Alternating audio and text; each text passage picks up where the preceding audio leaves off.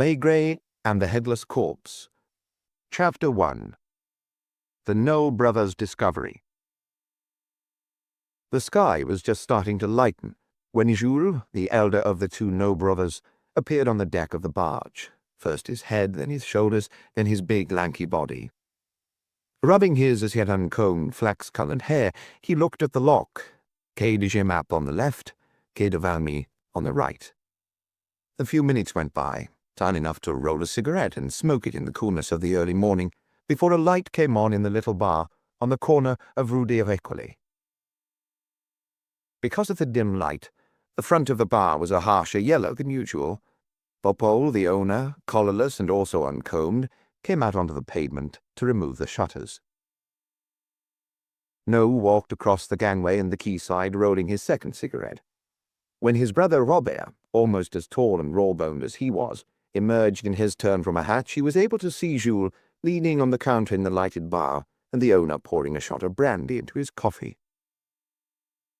Robert seemed to be waiting his turn. He rolled a cigarette in the same way as his brother. When Jules came out of the bar, Robert, the younger of the two, walked off the barge, and they met in the middle of the street. "I'm starting the engine," Jules announced. There were days when they didn't exchange more than 10 sentences like that. Their boat was called the Deux Frères, the two brothers. They'd married twin sisters, and both families lived on board. Robert took the place of his elder brother in Popol's bar, which smelled of coffee laced with brandy. "Nice day," said Popol, who was short and fat. Robert merely looked through the window at the pink-tinged sky. The chimney-pots on the roofs were the first thing in a landscape to take on life and colour. On the slates and tiles, and on some of the cobbles on the quayside, the cold of the last hours of night had left a thin layer of frost that was starting to fade. The diesel engine could be heard spluttering. Puffs of black smoke emerged from the stern of the barge. Robert put some coins on the zinc counter, touched his cap with his fingertips, and walked back across the quayside. The lock-keeper had appeared in his uniform and was getting the lock ready. There was a sound of footsteps in the distance on Quai de Valmy, although nobody was yet visible. Children's voices came from the interior of the boat where the women were making coffee. Jules appeared on deck, went to the stern, leaned over, and frowned. His brother guessed what was wrong. They had loaded some freestone at Beauvais, at Post 48, along the Canal de l'Ourcq. As almost always happened, they had taken on a few tons too many, and already, the previous day, leaving the basin of La Villette and moving into the Canal Saint-Martin, they had stirred the sludge at the bottom. There's usually no lack of water in March, but this year it hadn't rained for 2 months, and they had to be sparing with the canal water. The lock gates opened. Jules took up his position at the wheel. His brother went back onto the quayside to cast off. The propeller started turning, and as both of them had feared, it stirred up thick mud that rose to the surface, making big bubbles. Leaning with his whole weight on the pole, Robert tried hard to move the bow of the boat away from the quayside. The propeller seemed to be turning without any progress being made. Accustomed to such things, the lock-keeper waited patiently, beating his hands together to warm himself. There was a thump, then a worrying noise of clashing gears. Robert turned to his brother, who stalled the engine. Neither of them knew what was happening. The propeller hadn't touched the bottom, protected as it was by part of the rudder. Something must have got stuck in it, perhaps an old cable, such as are often found lying at the bottom of canals. If it was that, they would find it hard to shake off. Still holding his pole, Robert headed for the stern, leaned over, and tried to reach the propeller through the opaque water, while Jules went looking for a smaller pole, and Laurence, his wife, put her head out through the hatch. "What is it?" "Don't know." In silence, they began to maneuver the 2 poles around the stalled propeller. After a few minutes, the lock-keeper, D'Ombois, whom everybody called Charles, came and stood on the quayside to watch them. He didn't ask any questions, merely puffed silently at his pipe, the stem of which had been mended with wire. A few passers-by could be seen hurrying towards the République, as well as nurses in uniform heading for the Hôpital Saint-Louis. "Have you got it?" "I think so." "Is it a cable?" "I've no idea." Jules had hooked something. After a while, the object yielded, and more bubbles rose to the surface.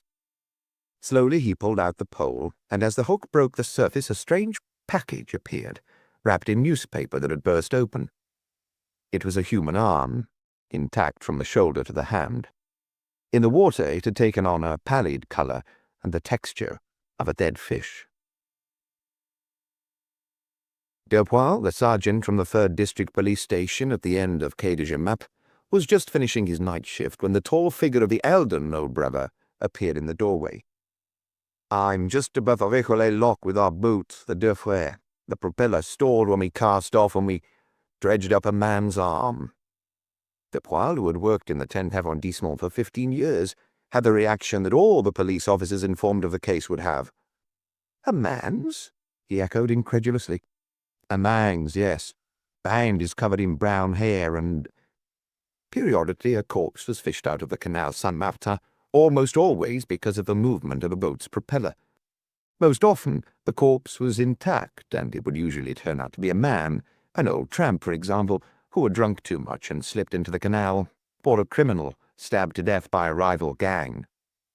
Dismembered bodies weren't rare, 2 or 3 a year on average, but invariably, as far back as Sergeant Dupois could remember, they were women.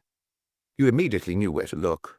9 times out of 10, if not more, it was a low-class prostitute, one of those you see prowling at night around patches of waste ground. A sex crime, the report would conclude. The police knew the local crowd and had up-to-date lists of all the criminals and dubious individuals. A few days generally sufficed to arrest the perpetrator of an ordinary offence, whether it was a theft from a market stall or an armed robbery, but it was rare for them to get their hands on one of these killers. "Have you brought it with you?" Dupois asked. "The arm? Where did you leave it?" "On the quayside. Is it all right for us to go? We have to get down to Quai de la Seine. They are waiting for us to unload." The sergeant lit a cigarette, began by informing a police emergency switchboard of the incident, then asked for the number of the local detective chief inspector, Monsieur Maigret. "Sorry to wake you. Some barge people have just fished a human arm out of the canal." "No, a man's arm." "That's what I thought, too." "What?" "Oh, he's here, yes, I'll ask him." He turned to Noel without letting go of the receiver. "Does it look as if it's been in the water for a long time?" The elder Noel scratched his head. "That depends what you call a long time." "Is it very decomposed?" "Hard to say. In my opinion, it could have been there about 2 or 3 days. The sergeant repeated this into the telephone. 2 or 3 days. Then, playing with his pencil, he listened to the inspector's instructions. "Can we go through the lock?" Noel asked again when he had hung up. "Not yet. As the inspector just said, it's quite possible that other pieces have got stuck to the barge, and if we let it go ahead, we might lose them. But I can't stay there forever. There are already 4 boats behind us." The sergeant who had asked for another number was waiting for the reply. "Hello? Victor? Did I wake you? Oh, you're already having your breakfast. Good. I have a job for you." Victor Cadet lived not far from there, in Rue du Chemin Vert, and a month rarely passed without his services being called for on the Canal Saint-Martin. Without any doubt, he was a man who had fished the largest number of ill-assorted objects, including human bodies, from the Seine and the canals of Paris. "Just give me time to inform my assistant." It was 7 o'clock in the morning. On Boulevard Richelieu, Madame Maigret, already washed and dressed and smelling of soap, was busy in her kitchen making breakfast, while her husband was still asleep. At the police headquarters on Quai des Orfèvres, Lucas and Janvier had come on duty at 6, and it was Lucas who took the call about the discovery made in the canal. "Strange," he grunted to Janvier. "They just fished an arm out of the Canal Saint-Martin, and it isn't a woman's.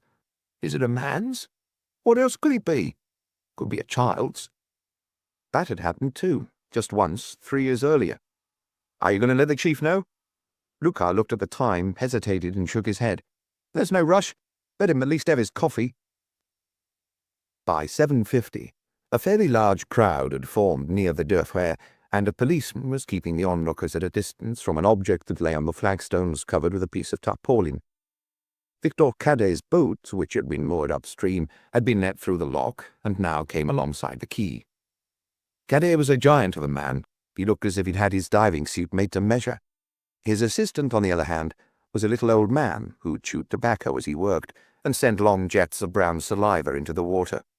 It was he who secured the ladder, primed the pump, and finally screwed the huge brass sphere onto Victor's neck. 2 women and 5 children, all with hair so blonde it was almost white, were standing in the stern of the Deux Frères. One of the women was pregnant, the other held a baby on her arm. The sunlight was beating down on the buildings along Quai de Valmy, sunlight so bright and gay that it made you wonder why that stretch of the canal had such a sinister reputation. True, the paintwork on the fronts of the buildings was faded, the whites and yellows pale and washed out, but on this March morning everything seemed as bright and clear as a painting by Guttrillo. 4 barges were waiting behind the Deux Frères, with washing drying on lines and children being forced to keep quiet. The smell of tar dominated the less pleasant smell of the canal. At 8:15, Maigret, who was finishing his second cup of coffee and wiping his mouth before smoking his first pipe, took the call from Lucas. "A man's arm, you say?" He too was surprised. "Was anything else found?" "Victor, the driver, is already at work. We have to clear the lock as soon as possible to avoid a bottleneck." "Who's been dealing with this so far?" "Judel." He was an inspector from the 10th Arrondissement, a dull but conscientious young man who could be relied on in the early stages of an investigation. "You going over there, Chief?" "It's not a big detour."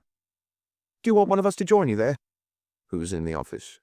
"Janvier, Le Maire. Oh, wait, Lapointe had just come in." Maigret hesitated for a moment. Here, too, it was sunny, and they'd been able to half-open the window. The case might be trivial and straightforward. If it was, Judel could continue to handle it. It's hard to know at the beginning. If the arm had been a woman's, Maigret wouldn't have hesitated to wager that the rest would be routine, but because it was a man's arm, anything was possible. And if the case turned out to be a complicated one, if Maigret decided to take charge of the investigation, what happened in the next few days would depend partly on the choice he was about to make, because he preferred to continue and finish an investigation with the inspector who had begun it with him. Send Lapointe. It was a while since he had last worked closely with Lapointe, whose youth entertained him, as did his enthusiasm, and his embarrassment when he thought he'd committed a blunder. "Shall I inform the Commissioner?" "Yes. I'll probably be late for the briefing." It was the 23rd of March. Spring had officially begun 2 days earlier, and you could already feel it in the air, which couldn't be said every year. It was so warm that Maigret almost went out without a coat. Out on Boulevard Châtellenois, he hailed a taxi. There was no direct bus route, and this wasn't the kind of weather for shutting yourself up in the metro. As he expected, he got to the Récollet lock before Lapointe. He found Inspector Judel leaning over the dark water of the canal. "Anything else been found?" "Not yet, Chief. Victor's busy going all around the barge to make sure nothing stuck to it." 10 more minutes went by. Lapointe was just emerging from one of the police judiciaire's little black cars when clear bubbles announced that Victor was about to break surface. His assistant hastened to unscrew the brass helmet. Immediately, Victor lit a cigarette, looked around, recognized Maigret, and gave him a friendly wave. "Anything else?" "Not in this area." "Can the barge go on its way?" "I'm pretty certain it won't hit anything, apart from the sludge at the bottom." Wabeno, who had heard this, yelled to his brother, "Start the engine!" Maigret turned to Judel. "Do you have their statements?" "Yes, they're both signed. In any case, they'll be spending at least 4 days unloading on Quai de l'Arsenal." That was just over 2 kilometers downstream, between the Bastille and the Seine. It took some time to get the boat moving, as its bilge was too full and kept scraping the bottom, but at last it was in the lock, and the gates were closed. Most of the onlookers were starting to move away. Those who remained had nothing to do and would probably be there all day. Victor hadn't taken off his rubber suit. "If there are other pieces," he said, "they are further upstream.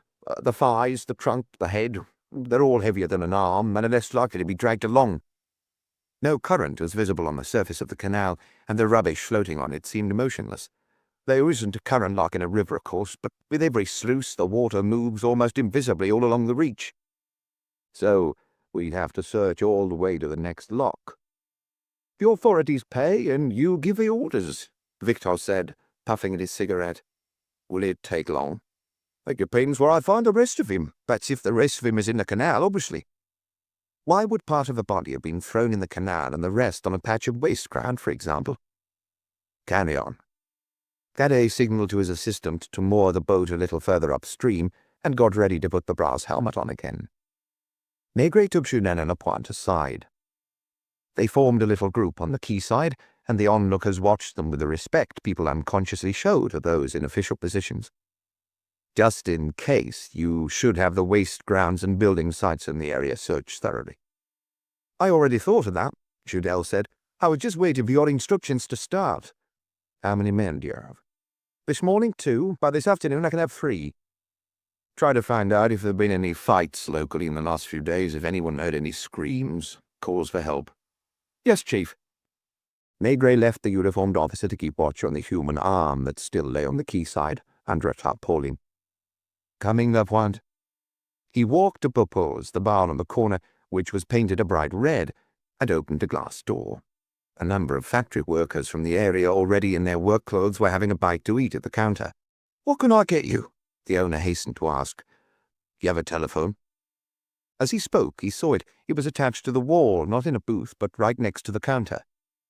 Come on, Lapointe. He had no desire to make a call in public. Aren't you having a drink? Popo looked offended. Later, Maigret promised him. All along the quayside, there were one-story houses as well as apartment blocks, workshops, and big concrete buildings containing offices. We're bound to find a bistro with a phone booth. They continued on their way. On the other side of the canal, the faded flag and blue lamp of the police station came into view, with the dark mass of the Hôpital Saint-Louis behind it. They walked almost 300 meters before finding a dim-looking bistro. Maigret pushed open the door. They had to go down 2 stone steps. The floor consisted of little dark red tiles, the kind found in buildings in Marseille. There was nobody in the room, only a big ginger cat lying near the stove. It rose lazily, padded towards a half-open door, and disappeared. Is there anyone here? Maigret called. They could hear the rapid ticking of a cuckoo clock. The air smelled of brandy and white wine, brandy more than wine, with a whiff of coffee. There was movement in the back room. A woman's voice said with a touch of weariness, Just coming. The ceiling was low and smoke-dulled, the walls blackened, the room shrouded in a semi-darkness crossed by a few sunbeams, like the light through stained-glass windows in a church. There was a piece of cardboard stuck to the wall, on which were the words roughly written, Light meals throughout the day, and on another notice, Customers may bring their own food. Right now, nobody seemed tempted by this proposition. Maigret and Lapointe were probably the first customers of the day. There was a phone booth in the corner. Maigret wouldn't go to it until the woman appeared. When at last she arrived, she was just finishing sticking pins in her dark brown, almost black hair. She was thin and ageless, 40 or 45 perhaps, and she came towards him with a glum expression on her face, her felt slippers dragging over the tiles. What do you want? Maigret looked at Lapointe. Is the white wine good? She shrugged. 2 glasses of white wine. Do you have a telephone token? He went and shut himself in the booth and called the prosecutor's office to make his verbal report. The man at the other end of the line was a deputy, and he expressed the same surprise as everyone else on learning that the arm fished out of the canal was a man's. There's a diver searching at the moment. He thinks the rest of the body, if it's there at all, is somewhere upstream. I'd like personally for Dr. Paul to examine the arm as soon as possible. Can I call you back where you are? I'll try to get hold of him right away and come back to you. The number was on the telephone. He gave it to the deputy and walked back to the counter, where 2 glasses had been poured. Cheers, he said, turning to the woman. She didn't appear to have heard him. She was looking at them without any friendliness, waiting for them to go so that she could return to whatever it was she'd been doing, most likely getting dressed. She must have been pretty once, at least like everyone she had been young. Now her eyes, her mouth, her whole body exuded weariness. Could it be that she was ill and waiting for her next attack? Some people who know that at a particular hour they're going to start suffering again have that expression, subdued and yet tense, like drug addicts waiting for the hour of their dose. I'm expecting a phone call, Maigret said, as if to apologize. It was a public place, of course, like all bars and cafes, a place that was somehow anonymous, and yet they both had the impression that they were intruding, that they'd arrived somewhere they didn't belong. "There, your wine's good." It was true. Most bistros in Paris advertise locally produced wine, but more often than not it's a doctored wine straight from the warehouses at Bercy. This one, though, had a distinctive flavour that Maigret was trying to identify. "Sancerre?" he asked. "No, it comes from a little village near Poitiers." That was why it had an aftertaste of Flint. "You have family there?" She didn't reply, and Maigret admired the way she was able to remain motionless, looking at them in silence with no expression on her face. The cat had come to join her and rubbed against her bare legs. "Where's your husband?" "As it happens, he's gone to get some." Get some wine was what she meant. It wasn't easy to maintain the conversation. Just as Maigret was motioning to her to refill the glasses, the telephone came to his rescue. "Yeah, speaking." "Did you get hold of Paul? Is he free?" "Yeah, in an hour. Good. I'll be there." What he heard next made him pull a face. The deputy was telling him that the case had been entrusted to Judge Comeliot, almost Maigret's personal enemy, the fussiest, most conformist magistrate in the prosecutor's office. "He's expressly asked you to keep him informed." "I know." That meant that Maigret would receive 5 or 6 telephone calls from Comeliot every day, and that he would have to go to his office every morning to bring him up to date. "All right," he sighed. "We'll do our best." "It's not my fault, Inspector. He was the only judge available, and—" The sunbeam had moved slightly and now hit Maigret's glass. "Let's go," he said, taking money from his pocket. "What do I owe you?" And once they were outside, "Did you bring the car?" "Yes, it's parked near the lock." The wine had put colour in Lapointe's cheeks, and his eyes were a little shiny. From where they were, they could see a group of onlookers on the quayside watching the divers' movements. When Maigret and the inspector came level with them, Victor's assistant pointed to a package lying on the deck of the boat, a bulkier package than the first one. "A leg and a foot," he said, spitting in the water. The wrapping was less damaged than with the first discovery, and Maigret didn't feel the need to examine it closely. "Do you think it's worth calling for a van?" he asked Lapointe. "There must be room in the boot." The idea didn't appeal to either of them, but nor did they want to keep Dr. Paul waiting. He was expecting them at the Forensic Institute, a bright modern building on the banks of the Seine, not far from the place where the canal joins the river. "What shall I do?" Lapointe asked. Maigret preferred to say nothing. Overcoming his revulsion, Lapointe carried the 2 packages, one after the other, to the boot of the car. "Do they smell?" Maigret asked him when he returned to the quayside, and Lapointe, who was holding his hands away from his body, wrinkled his nose and nodded. Dr. Paul was in his white coat and rubber gloves, chain-smoking. He liked to say that tobacco is one of the most reliable antiseptics, and in the course of a post-mortem, he sometimes got through 2 whole packets of cigarettes. Bent over the marble table, working with enthusiasm and even good humour, he spoke between puffs on his cigarette. "Of course, nothing I can tell you now is final. First of all, I'd like to see the rest of the body, which will tell us more than an arm and a leg. And secondly, before I express a firm opinion, I'd need to run a number of tests." "How old?" "As far as I could judge at first sight, the man must have been between 50 and 60. Closer to 50 than 60. Look at his hand." "What am I looking for?" "It's a wide, strong hand, which must have done heavy manual work at some time." "A factory worker?" "No, more likely a farm labourer. I'd wager, though, that it's been many years since this hand last held a heavy tool.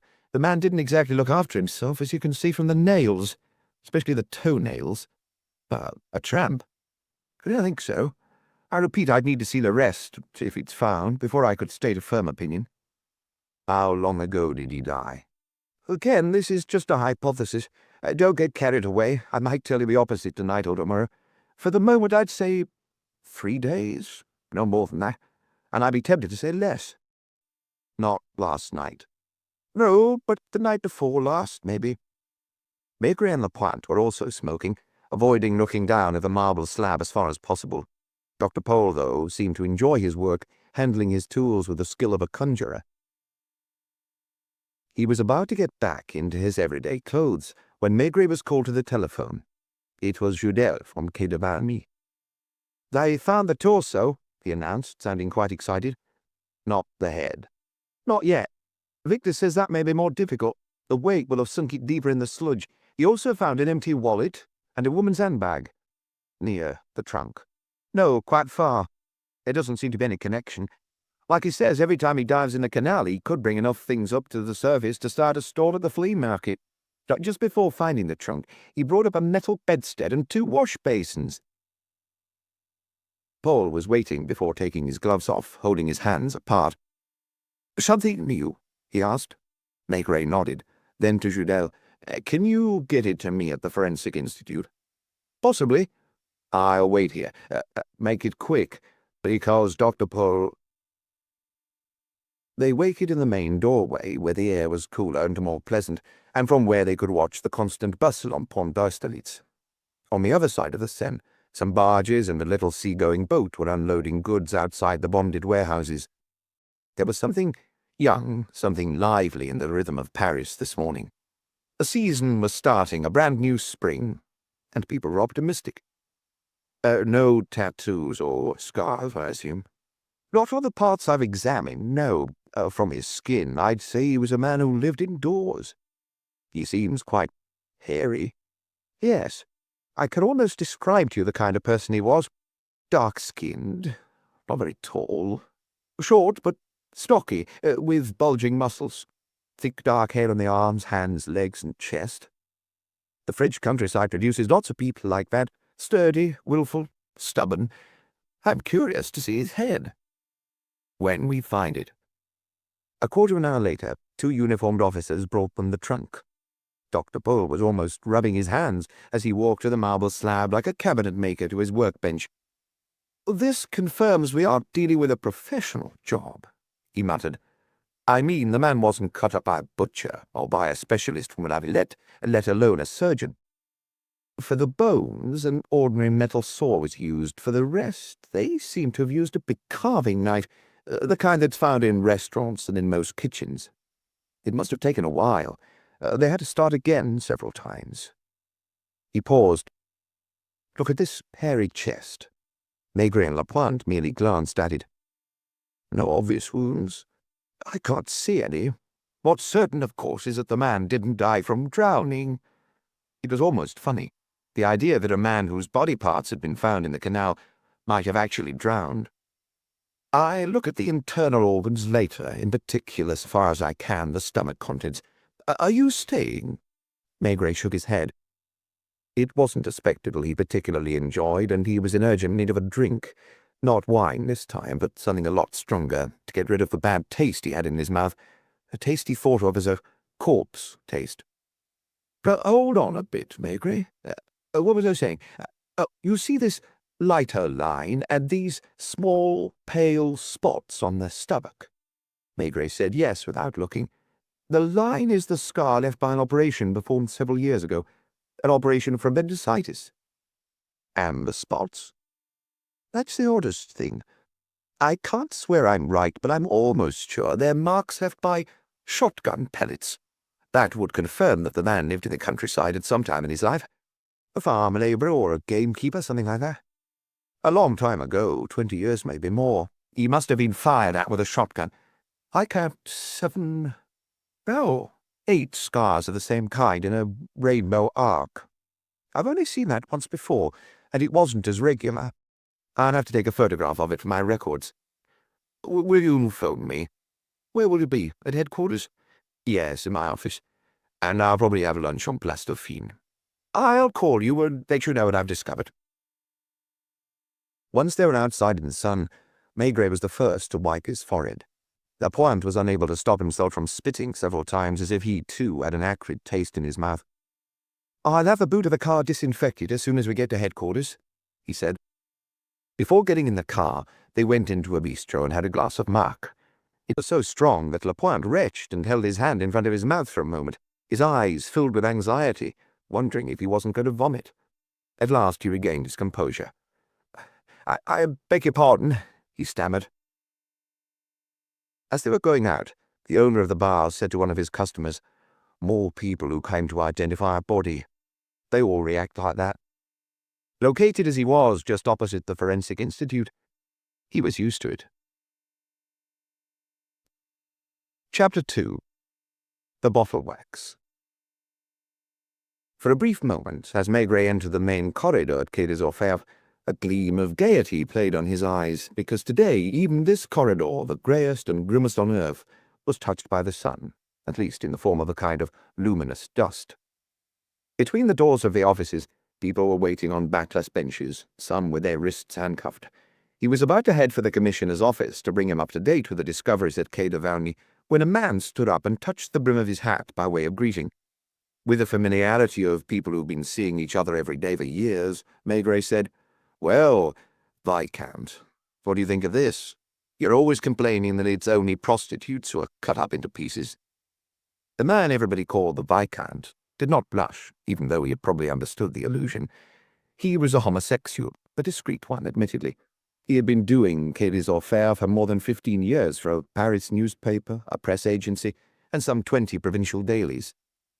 He was the last person to still dress the way people dressed in drawing-room comedies from the beginning of the century, and a monocle hung from a broad black ribbon over his chest. Perhaps it was because of that monocle, which he almost never used, that he'd been given his nickname. "So they haven't found the head yet?" "Not as far as I know." "I've just phoned Judel, who says they haven't. If you hear anything more, Inspector, don't forget me." He went and sat down again on his bench, while Maigret continued on his way to the commissioner's office. The window of the office was open, and from here 2 barges could be seen moving along the Seine. The 2 men spoke for about 10 minutes. When Maigret opened the door to his own office, a note was waiting for him on the blotting pad, and he knew immediately who it was from. As expected, it was a message from Judge Comilieu, asking him to phone him as soon as he arrived. "Detective Chief Inspector Maigret here, sir." "Hello there, Maigret. Have you just come from the canal?" "From the Forensic Institute." "Is Dr. Paul there?" "He's working on the organs as we speak." "I don't suppose the body has been identified yet?"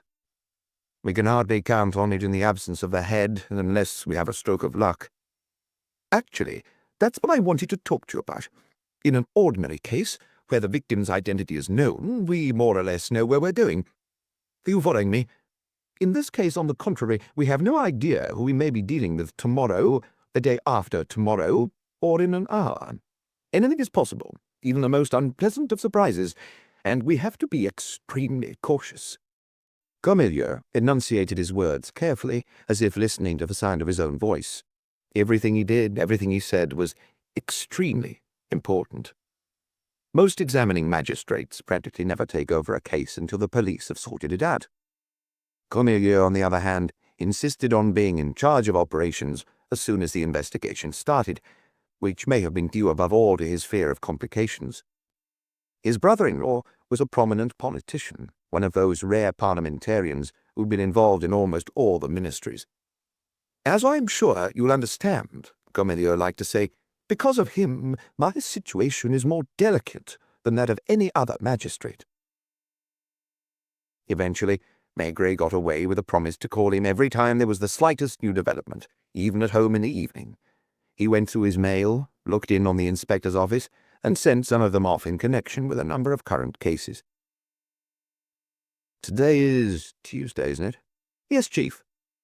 If Dr. Paul's first estimate had been correct, and the body had been in the Canal Saint-Martin for about 48 hours, that meant the murder had taken place on Sunday, or probably Saturday night, because it wasn't very likely that somebody would have thrown in those sinister packages in broad daylight, less than 500 meters from a police station. "Is that you, Madame Maigret?" he said to his wife in a jokey tone when he had her at the other end of the line. "I won't be back for lunch." "What had you made?" "Lamb and bean stew." He didn't have any regrets. It was too heavy for a day like today. He called Judel. "Anything new?" "Right now, Victor is having a bite to eat on board his boat. We now have the whole body, apart from the head. He's asking if he should continue his search." "Of course." "My men are at work, but don't yet have anything specific. There was a fight on Sunday evening in the bar in Rue de Récollet. Not at Popol's, further away near Faubourg Saint-Martin. There's a concierge complaining that her husband is missing, but he hasn't been home for a month, and the description doesn't match. I'll probably be over there this afternoon. On his way out to lunch at the Brasserie Dauphine, he opened the door to the inspector's office. "Coming, Lapointe?" It struck him as they were walking beside the river in silence that he didn't really need the young inspector in order to eat at his usual table in the little restaurant Place Dauphine. A smile hovered over his lips at the memory of a question he had been asked about all this. It was his friend, Pardon, the doctor in Rue Popincourt. He had got into the habit of having dinner with once a month with his wife, who had asked him in a perfectly serious tone one evening, "Could you tell me, Maigret, why plainclothes policemen always go round in twos, just like plumbers?" It had never struck him before, and he had to admit that it was true. He himself rarely handled an investigation without being accompanied by one of his inspectors. He had scratched his head. "Oh, I suppose the first reason goes back to the time when the streets of Paris weren't safe, when it was better to be with someone rather than alone when you ventured into certain neighborhoods, especially at night.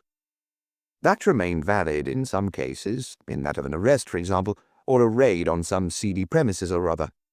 All the same, Maigret had continued to give it some thought. There is a second reason, which also holds true for interrogations at Quai des Orfèvres. If only one police officer takes a testimony, the suspect, who might have talked reluctantly, can always deny his confession subsequently. 2 statements have more weight than one in front of a jury." That made sense, but he still hadn't been satisfied. From a practical point of view, it's almost a necessity. During a stakeout, for example, you may need to make a phone call without taking your eyes off the person you're watching, or the person may have gone into a building with several exits. Pardon, who was also smiling, had objected. "Whenever I'm given several reasons, I tend to think that none of them is sufficient by itself." To which Maigret had replied, "In that case, I'll speak for myself. The reason I almost always make sure I'm accompanied by an inspector is because if I was on my own, I'd be afraid of getting bored." He didn't tell this story to Lapointe, because you should never display skepticism in front of the young, and Lapointe still burned with zeal. The lunch was pleasant and quiet, with other inspectors and detective chief inspectors standing at the bar, 4 or 5 eating in the restaurant. "Do you think the head was thrown in the canal? Will we find it?" Maigret caught himself shaking his head. Actually, he hadn't yet thought about it. His response was instinctive. He would have been incapable of saying why he had the impression that Victor the diver would search in vain through the sludge of the Canal Saint-Martin. What could they have done with it? He had no idea. Maybe deposit it inside a suitcase in the left luggage office at Gare de l'Est, which was quite close, for example, or Gare du Nord, which wasn't much further away. Or else send it to some address in the provinces in one of those huge express lorries he'd seen parked in one of the streets leading to Quai de Valmy. He had often seen those red and green lorries crossing the city in the direction of the main roads, and he had never known where they had their home base. It was right there, near the canal, en Rue Terrage. At a certain point during the morning, he had counted more than 20 of them parked at the curb, all bearing the words Zenith Transport, Oulay, and Langlois. This indicated that he wasn't thinking about anything in particular. The case interested him without fascinating him. His interest came above all from the fact that he hadn't worked in the area of the canal for a long time. There was a period, early in his career, when every one of the streets in the neighborhood had been familiar to him, as well as a good many of the figures creeping past the houses at night. They were still at the table having coffee when Maigret was called to the telephone. It was Judel. "I don't know if I did the right thing disturbing you, Chief. It's not exactly a lead yet. About an hour ago, one of my men, Blancpain, who I put on guard duty near the diver's boat, noticed a boy on a delivery tricycle. He thought he'd already seen her in the morning, then half an hour later, and so on several times throughout the morning. Other onlookers stayed on the quayside for a while, but this one, according to Blancpain, kept his distance and seemed more interested than the others. Usually a delivery boy has his rounds to do and no time to waste." Did Blancpain question him? He intended to. He walked up to him as calmly as possible in order not to scare him. He'd only gone a few meters when the young man, giving every indication that he was scared, jumped on his tricycle and sped off in the direction of Rue de l'École. Blancpain didn't have a car or any means of transport at his disposal. He tried in vain to catch up with the fugitive while passers-by turned to look at him, and the tricycle vanished in the traffic on Faubourg Saint-Martin. The two men fell silent. Obviously it was flimsy. It might mean nothing, but equally it might constitute a point of departure. Does Blancpain have his description?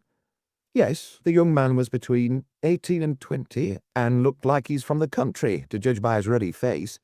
He had long fair hair and was wearing a leather jacket over a roll-neck sweater. Blancpain couldn't read the word on the delivery tricycle, a word ending in AIL. We're just checking the list of local merchants who might use a delivery boy on a tricycle. What does Victor say? But as long as he's paid, he doesn't care if he's in the water or out of it, but he's convinced he's wasting his time. Nothing on the patches of waste ground. Not so far. I hope to have a few details on the dead man soon, when I get the pathologist's report. He received them in his office about 2:30 by telephone. Paul would send him his official report later. Are you taking notes, Maigret? Maigret drew a pad towards him. These are just estimates, but they're quite close to reality. First of all, here's a description of your man, insofar as it can be established with upper head. He isn't tall, about 1 meter 67. The neck is short and thick, and I have reason to think the face is broad with a solid jaw. Dark hair, with perhaps some white hair at the temples, not much. Weight, 75 kilos. He was probably a thick-set man, more square than round, more muscular than fat, though he's put on weight recently. The liver indicates a regular drinker, though I don't think we're dealing with a drunk. More likely the sort who has a drink every hour or half hour, especially white wine. In fact, I found traces of white wine in the stomach. Food, too? Yes. We're lucky it was something hard to digest. His last lunch or dinner consisted mostly of roast pork and beans. How long before his death? I'd say between 2 and 2.5 hours. I lifted the material under his fingernails and toenails and sent it to the lab. Mers will give you his verdict himself. What about scars? I haven't changed my opinion from this morning. The appendectomy was performed 5 or 6 years ago by a good surgeon, to judge by the quality of the work. The marks from shotgun pellets date from at least 20 years ago. And I'm tempted to double that figure. How old? 50 to 55? So he would have been fired out with a shotgun when he was a child. Oh, that's my opinion.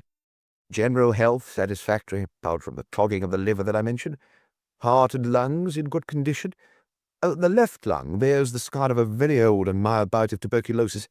Children or babies sometimes have a mild bout of tuberculosis without even noticing. Now, Maigret, if you want more than this, bring me the head, and I'll do what I can. They haven't found it. In that case, they won't.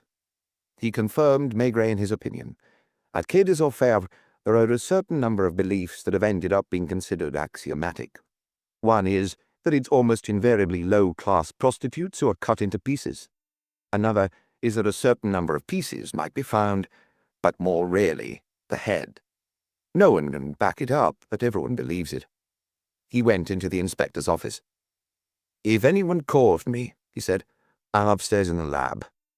He slowly climbed to the upper floors of the Palais de Justice, where he found Mers bent over test tubes. Are you working on my corpse? He asked. I'm studying the specimens Paul sent us. Any results?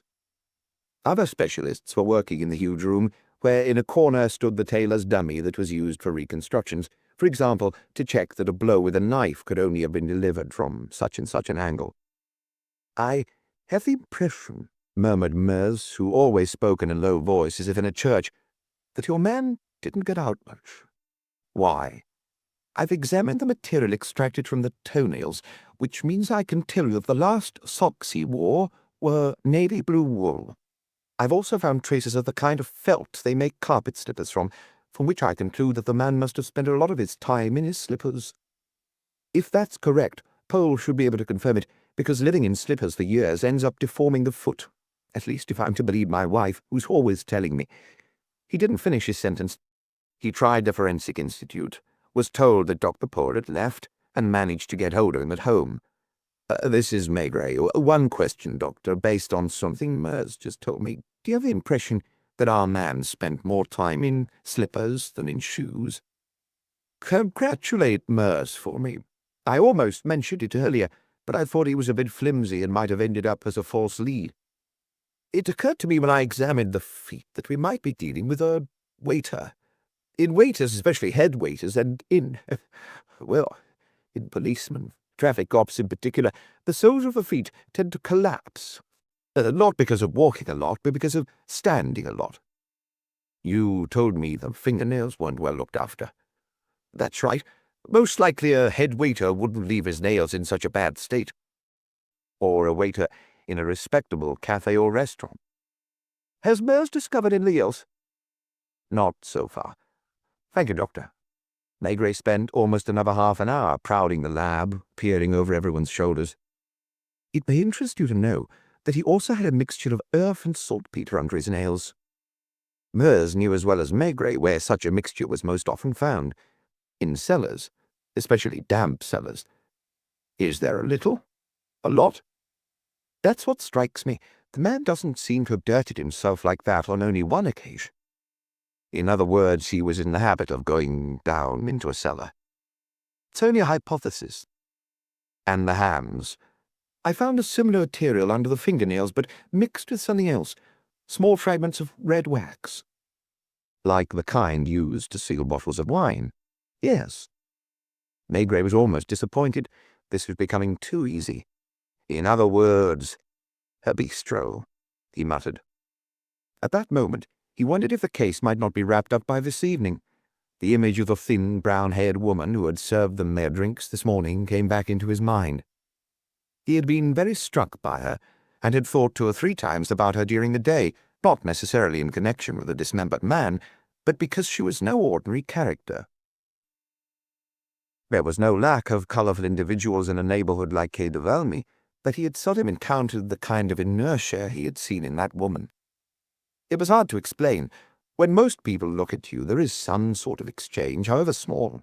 A contact is established, even if that contact is a kind of defiance. With her, on the contrary, there was nothing. She had shown no surprise, no fear as she served them. Her face was unreadable, displaying nothing but a weariness that probably never left her. Unless it was indifference. 2 or 3 times while drinking his wine, Maigret had looked into her eyes, and had discovered nothing. That provoked no flicker, no reaction. This wasn't the passivity of an unintelligent person. She wasn't drunk either, or on drugs, at least at the time. Already that morning he had vowed to go back and see her, if only to get an idea of the kind of customers who frequented the establishment. Any ideas, Chief? Maybe. You say that as if it bothered you.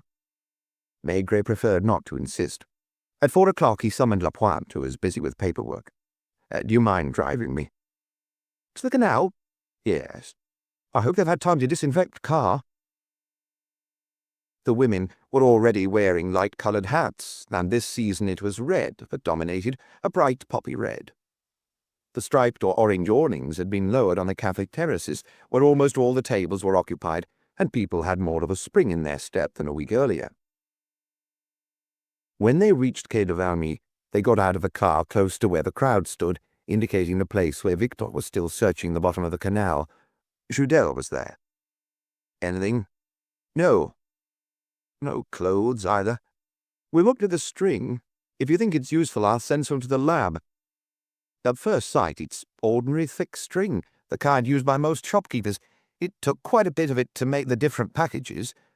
I sent someone to question the local ironmongers. So far, no results. As for the newspaper, I put out the scraps to dry. Most are from last week. When's the last one from? Saturday morning. Do you know the bistro that just passed Rue Terrage, next to a pharmaceuticals laboratory? Callus's. I didn't look at the name above the door. A dark little room below street level with a big coal stove in the middle and a black pipe crossing almost the whole room. Yes, that's old Mayor Callus's place. The local inspectors knew these places better than the people from headquarters. What kind of place is it? Maigret asked, watching the bubbles that indicated Victor's comings and goings at the bottom of the canal. Quiet. I don't remember them ever being in trouble with us. Is Omer Callas from the country? Quite likely. I could check in the registers. Most bistro owners arrive in Paris as manservants or chauffeurs, marry the cook, and eventually set up in business for themselves. Have they been there for a long time? They were there before I was assigned to the neighbourhood. I've always known the place as you've seen it. It's almost opposite the police station, and I sometimes cross the footbridge and have a glass of white wine there. Their white wine's good. Is the owner usually behind the counter? Most of the time, except for part of the afternoon when he goes and plays billiards in a brasserie in Rue Lafayette. He's crazy about billiards. Does his wife serve when he's away? Yes. They don't have a maid or a waiter. I seem to remember they did have a girl who helped out for a while, but I don't know what became of her. What kind of customers do they get? Hard to say, Judel said, scratching the back of his neck. The bistros in the area all have more or less similar kinds of customers, and at the same time they each have a different clientele. Popo's, for example, near the lock, is busy all day long. A lot of drinking goes on, it's noisy, and the air's always blue with smoke. After 8 in the evening, you're sure to find 3 or 4 women there, and they all have their regulars too. And Omer's? First of all, not so many people pass by there. Secondly, it's darker. Sadder. It's not much fun in there, as you must have noticed. In the morning, they have the workers from the building sites who come in for a drink, and at midday there are a few bring their food with them and order a bottle of white wine. The afternoon's quieter because, like I said, not many people pass that way. I suppose that's why Omer chooses that time of day to go and play billiards. Someone probably drops in from time to time. Then, just before dinner, people come in for an aperitif and things liven up again. I sometimes go in of an evening. Each time I've noticed a table with people playing cards and 1 or 2 people, no more than that, standing at the counter. It's the kind of place where if you're not a regular, you always feel you're disturbing something. Are Omer and the woman married? I've never thought about it. It's easy enough to check. We can go straight to the station and look at the registers. Tell me later. Omer Callas seems to be away right now. Did she tell you that? Yes. By now, the No Brothers barge was moored at Quai de l'Arsenal, and cranes had started unloading the freestone. I'd like a list of the local bistros, especially those where the owner or the waiter has been away since Sunday. You think? The idea came from Meurs. You may be right. I'm going to take a walk over there. To Callas's? Yes. Are you coming, Lapointe? Shall I ask Victor to come back tomorrow? I think it'd be a waste of taxpayers' money. If he hasn't found anything today, that means there's nothing more to find. That's what he thinks, too. Tell him to knock off when he's had enough, and remind him to send in his report tomorrow. Passing Rue Terrage, Maigret glanced at the lorries parked outside a huge gate with the words Roulet and Langlois above it. I wonder how many they have, he said, thinking aloud. How many what? Lapointe asked. Lorries.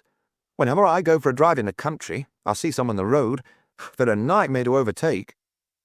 The chimney pots were no longer pink, as they had been that morning, but were verging on dark red in the rays of the setting sun, and in the sky there were now traces of pale green, the same green, or almost, that the sea turns to just before sunset. Do you think, Chief, that a woman would have been capable of doing something like that? He was thinking of the thin, brown-haired woman who had served them that morning. Or it's possible. I've no idea. Was Lapointe also thinking that would be too easy? When a case proves complicated and the problems appear impossible to solve, everyone at headquarters, starting with Maigret, becomes surly and impatient. Conversely, if a case which has seemed difficult at first turns out to be straightforward and trivial, the same men, including Maigret, are unable to conceal their disappointment. They had come to the bistro. Because it had a low ceiling, it was darker than the others, and the light had already been switched on over the counter. The same woman as in the morning, dressed in the same way, was serving 2 customers who looked like office workers. She didn't react on recognizing Maigret and Lapointe. What will it be? She asked simply, without taking the trouble to smile. White wine. There were 3 or 4 bottles of it uncorked in the zinc tub behind the counter. Presumably it was necessary to go down to the cellar every now and again and refill the bottles straight from the cask. Close to the counter, the floor wasn't covered in red tiles, and a trap-door about 1 meter square was visible, giving access to the cellar. Maigret and Lapointe had not sat down. From the words they heard uttered by the two men standing near them, they guessed that they weren't office workers but male nurses who were about to go on night duty at the Hôpital Saint-Louis on the other side of the canal. After a while, one of them turned to the woman and asked in the familiar tone of a regular, "When's Elmer coming back?" "You know very well he never tells me." She had answered as unconcernedly, as indifferently, as when she had spoken to Maigret in the morning. The ginger cat was still by the stove and didn't seem to have moved. "Apparently they're still looking for the head," said the man who had asked the question. As he said this, he leaned forwards to look at Maigret and Lapointe. Had he seen them by the canal, or did he simply have the impression they were police officers? "Haven't found it yet, have they?" he continued, addressing Maigret directly. "Not yet." "Do you expect they will?" The other man was looking at Maigret's face and eventually asked, "You're Detective Chief Inspector Maigret, aren't you?" "Yes." "I thought as much. I've often seen your picture in the newspapers." The woman still hadn't reacted, didn't even seem to have heard. "It's funny that for once he should be a man who was cut into pieces. Are you coming, Julien? What do I owe you, Madame Callas?" They left, waving a perfunctory goodbye to Maigret and Lapointe. "Do you have a lot of customers from among the staff of the hospital?" "A few," she simply replied. "Did your husband leave on Sunday evening?" She looked at him with expressionless eyes and said in the same indifferent voice, "Why Sunday?" "I don't know. I thought I heard someone say—" "He left on Friday afternoon." "Were there a lot of people in the bar when he left?" She appeared to think this over.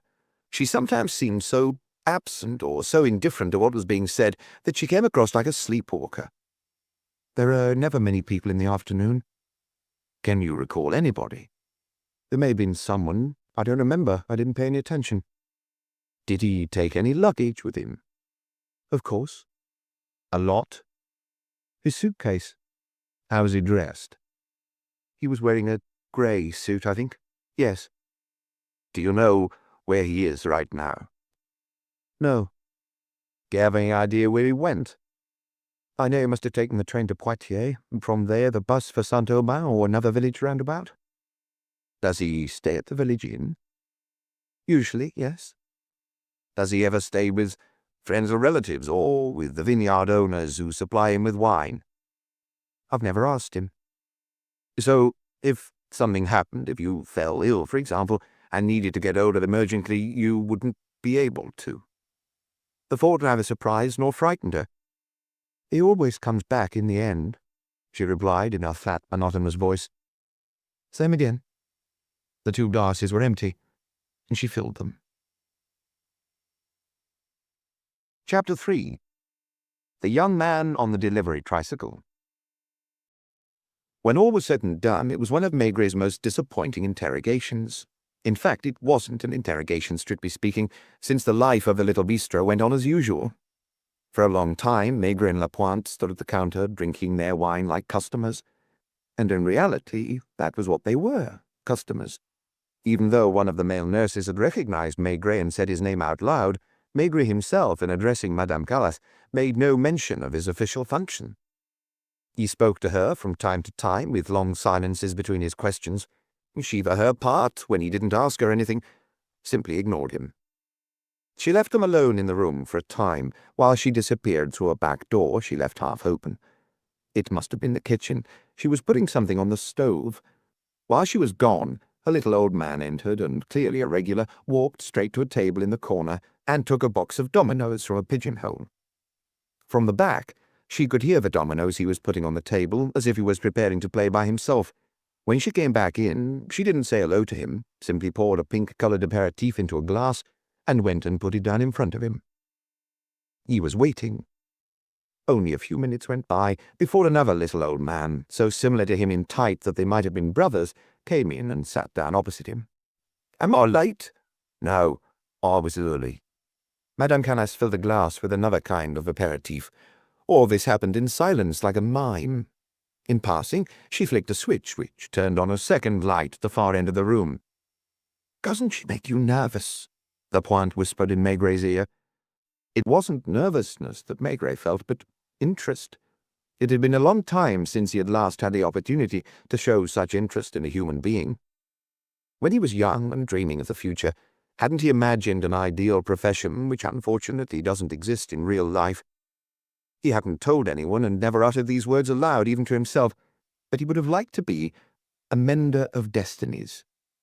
Curiously, though, in his career as a policeman, he had quite often come across people whom the vicissitudes of life had steered in the wrong direction, and he had been able to put them back where they belonged. Even more curiously, in the course of the last 2 years, a profession had been born that somewhat resembled the one he had imagined. The psychoanalyst who tries to reveal to people their true personalities. Well, if anyone clearly wasn't where they belonged, it was this woman who came and went in silence, giving no clue as to her thoughts and feelings. Admittedly, he had already discovered one of her secrets, if you would call it a secret. Her customers probably all knew. Twice more she had returned to the back room, and the second time she did this, Maigret had clearly heard the squeak of a cork in the neck of a bottle. She drank. He would have sworn she was never drunk, never lost her self-control. Like true drunks, those for whom medical treatment can do nothing, she knew her limits and kept herself in this resolute state, this kind of somnambulistic indifference that was so intriguing at first glance. "How old are you?" he asked her when she resumed her place behind the counter. 41. She hadn't hesitated. She had replied without either pride or bitterness. She knew she looked older than that. She had probably stopped living for other people a long time ago and no longer cared about their opinions. Her face was withered, with deep circles under her eyes. The corners of her mouth sagged, and there were already weak folds under her chin. She must have lost weight, and her dress, too big for her now, hung from her body. Born in Paris? No. He was sure she guessed what was behind his questions, but she didn't try to avoid them. On the other hand, she didn't use a single word more than was necessary. Behind Maigret, the two old men were playing their game of dominoes, as they probably did at this time every afternoon. What bothered Maigret was that she should hide in order to drink.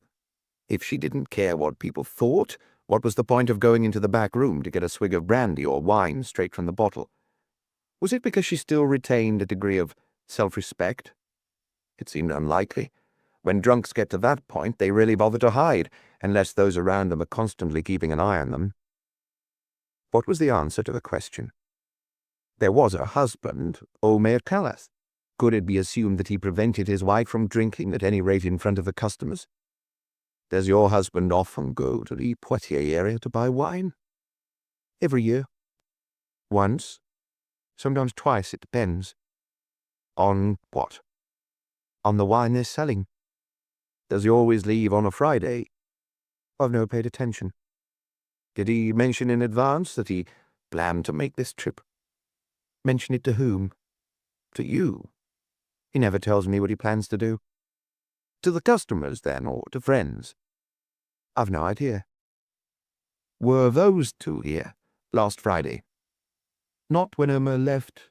They don't get here until 5. Maigret turned to Lapointe.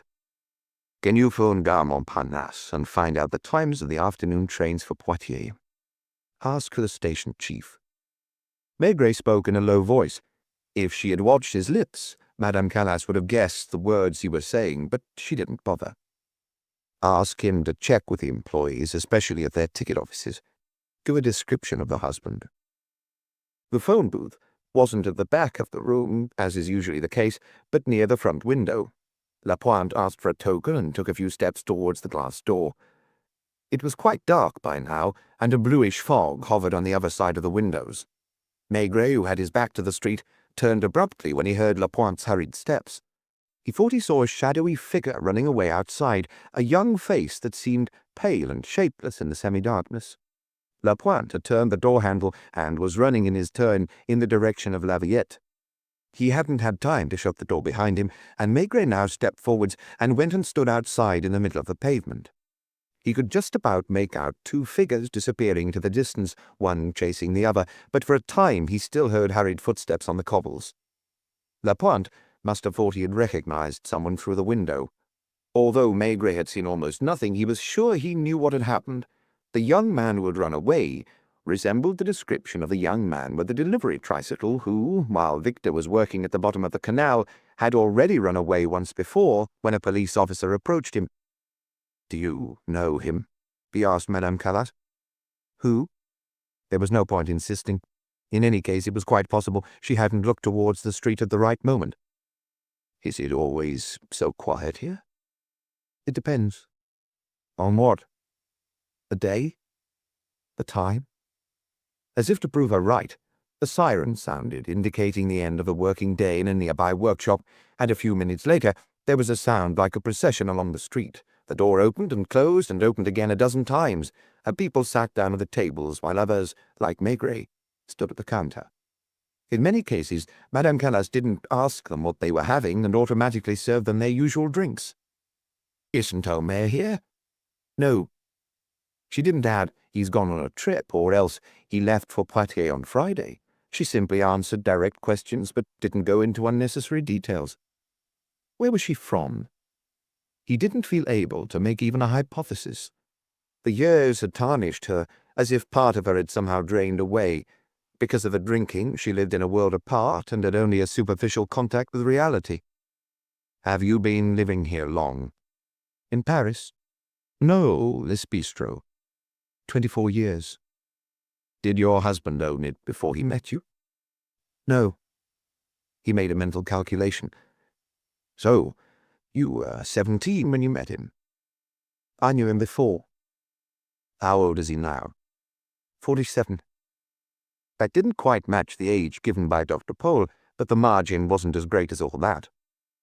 Maigret continued to ask questions, but without much conviction, more to satisfy his personal curiosity than anything else.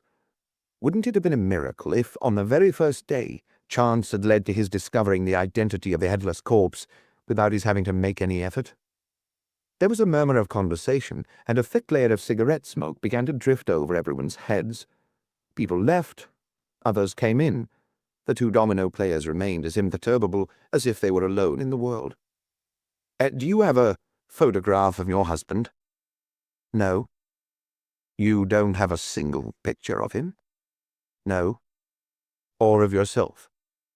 Not of myself either, except on my identity card. Maigret knew from experience that people not having a photograph of themselves didn't happen once in 1,000 times. Do you live upstairs? She nodded. The building he had noted from outside had only one upper floor. There must be 2 or 3 rooms up there, probably 2 bedrooms and a bathroom, or a junk room. How do you get up there? There's a staircase from the kitchen.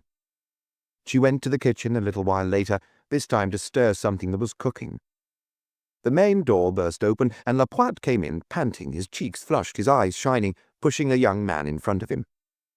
Lapointe, the youngest and newest of Maigret's inspectors, had never been so proud of himself. "You really gave me a run for my money," he said with a smile, reaching for his drink, which was still on the counter. 2 or 3 times, I thought he was going to get away. It's a good thing I was a 500-meter champion at school." The young man was also panting heavily. "I haven't done anything," he proclaimed, turning to Maigret. "In that case, you have nothing to fear." Maigret looked at Lapointe. "Did you get his identity card?" "To be on the safe side, I've kept it in my pocket. He's definitely the one who rides a delivery tricycle for a firm called Pulse Mail. He's also the one who was on the quayside this morning and hurried away when he was approached." "Why?" Maigret asked the young man. The latter had a stubborn air about him. He was the kind of youth who likes to make out that he's tough. "Why don't you answer?" "I have nothing to say." "Did you get anything from him on the way back?" Maigret asked Lapointe. "We were too breathless to talk much. His name's Antoine Christin. He's 18 and lives with his mother in an apartment in Rue du Faubourg Saint-Martin." A few of the customers were looking at them, but not with any unusual degree of curiosity. It wasn't rare in this neighborhood for the police to put in an appearance. "What were you doing outside?" "Nothing." "He was looking in through the window," Lapointe said. "As soon as I saw him, I remembered what Judel told us, and I rushed outside." "Why did you run away if you weren't doing anything wrong?" The young man hesitated, made sure that at least 2 of their neighbors were listening, and said, lips quivering, "Because I don't like coppers." "But you watched them through the window." "There's no law against it." "How did you know you were here?" "I didn't." "Then why did you come?" He blushed and bit his lip, which was thick. "Answer me." "I was passing." "Do you know Omer?" "I don't know anyone." How about Omer's wife? Madame Callas was back behind the counter and watching them. Once again, it was impossible to read the slightest fear, the slightest apprehension on her face. If she had something to hide, she was stronger than any culprit or any witness Maigret ever encountered. Do you know her? By sight? Have you ever been in here for a drink? Maybe. Where's your tricycle? With my boss. I finish work at 5. Maigret signalled to Lapointe. The inspector understood, because it was one of the few agreed signals among the men of the police judiciaire. Lapointe went into the phone booth and called, not Gare Montparnasse, but the police station that was almost opposite on the other side of the canal. He finally managed to get Judel on the line. The boy's here at Callas's. In a few minutes the chief will let him go, but he'd like someone to be ready to keep a tail on him. Anything new? More false leads and dead ends. Fights in 4 to 5 bars on Sunday evening. Someone who thinks he heard a body fall in the water. A prostitute who claims an Arab stole her handbag. Talk to you later. Maigret was still beside the young man, feigning indifference. What are you drinking, Antoine? Wine? Beer? Nothing. Don't you ever drink? Not with coppers. You're going to have to let me go in the end. You seem very sure of yourself. I know the law. He was big-boned, a sturdy country boy who hadn't yet lost his health in Paris.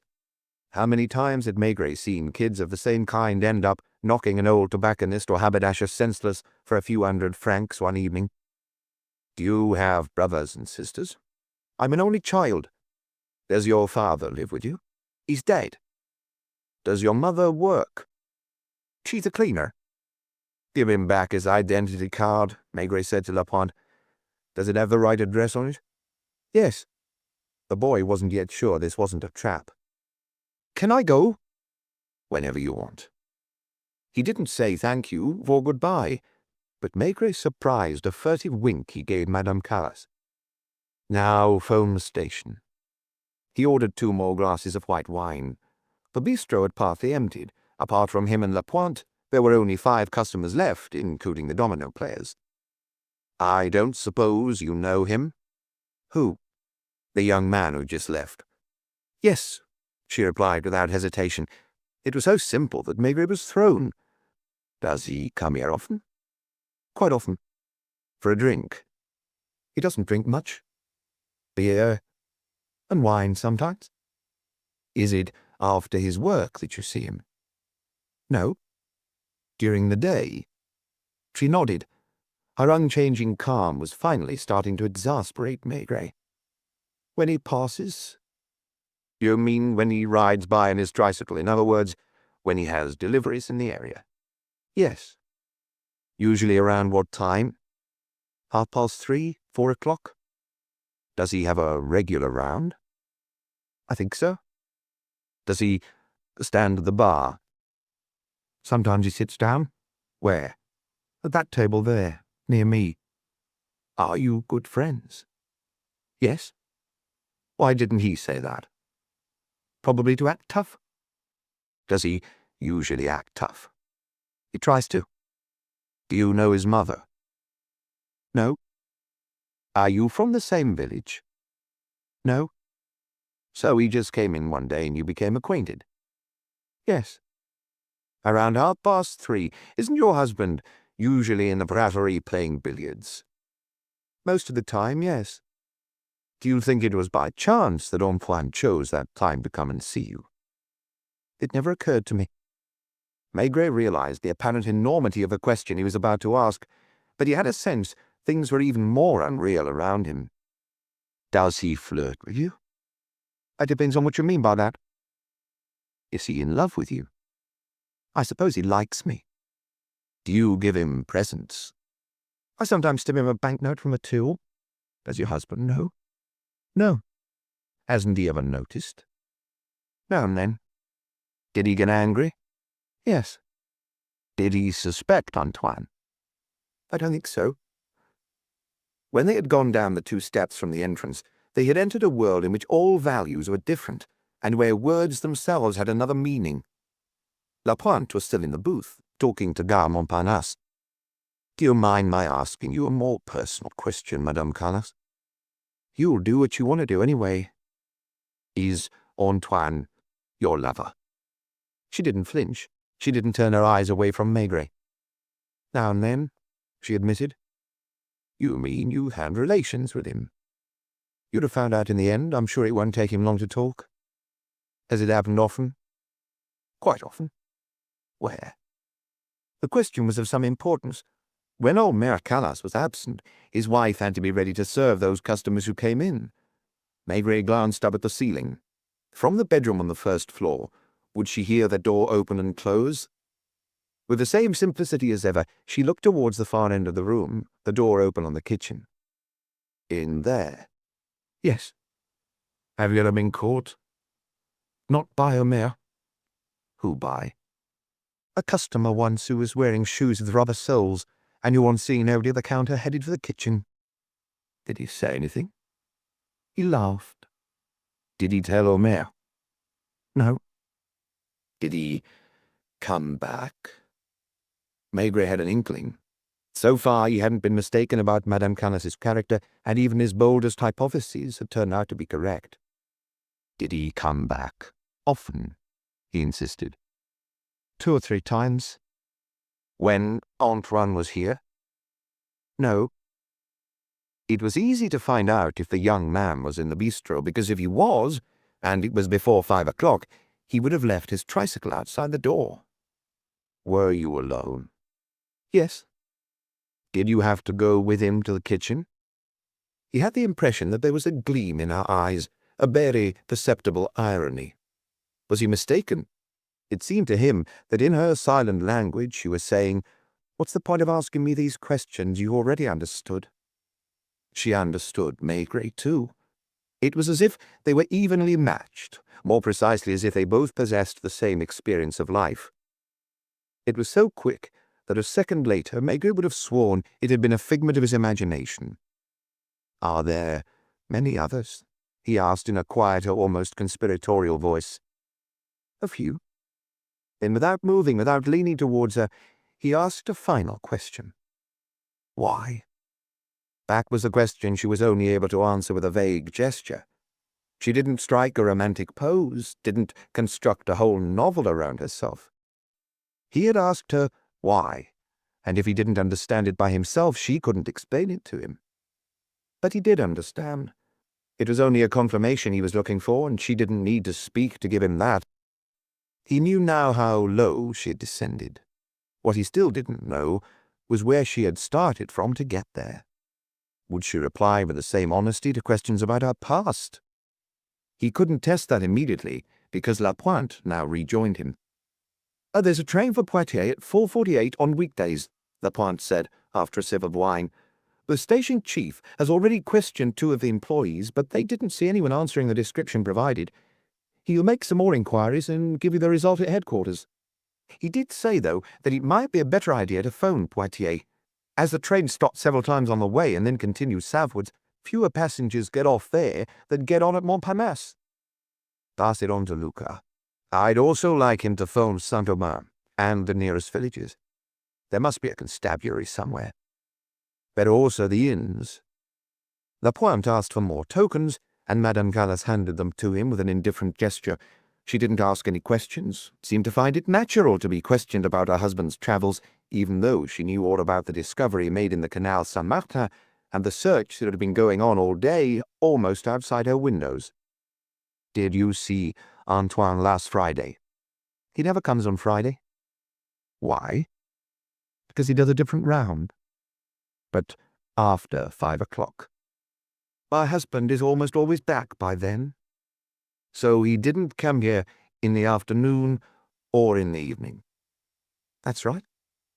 And you've been married to Omer Callas for 24 years. I've been living with him for 24 years. Aren't you married? Yes, we got married at the town hall at the 10th arrondissement. But it's only been 16 or 17 years. I'd have to count. Do you have any children? A daughter. Does she live here? No. In Paris? Yes. How old is she? She's just turned 24. I had her when I was 17. Is she Omer's daughter? Yes. Definitely. Definitely. Is she married? No. Does she live alone? She has an apartment on the East Sundery.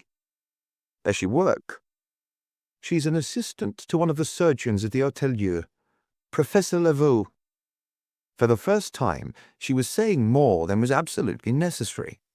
Did she still have the same feelings as everybody else, in spite of everything? Was she proud of her daughter? Did you see her last Friday? No. Does she ever visit you? Sometimes. When was the last time? About 3 weeks ago, maybe a month. Was your husband here? I think so. Does your daughter get on well with him? She has as little contact with us as possible. Is she ashamed of you? Maybe. How old was she when she left home? Her cheeks had grown slightly flushed. 15. Her voice was curter than before. Without warning. She nodded. With a man? She shrugged. I don't know. It makes no difference. Only the domino players were still left in the room. They put the dominoes back in the box and tapped the table with coins. Madame Callas knew what they wanted. She went and refilled their glasses. Isn't that Maigret? One of them asked in a low voice. Yes. What does he want? He hasn't said. She hadn't asked him either. She went to the kitchen, came back to the bar, and murmured, If you've finished, it's time I had something to eat. Where do you have your meals? There, she said, pointing to one of the tables at the back. We won't be much longer. Did your husband have appendicitis a few years ago? 5 or 6 years ago he had an operation. Who performed it?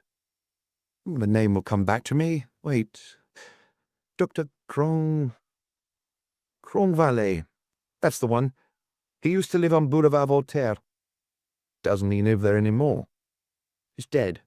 At least, that's what a customer who was also operated on by him told us. If Grandvalet had been alive, they could have found out from him if Omer Callas bore scars in a rainbow pattern on his stomach.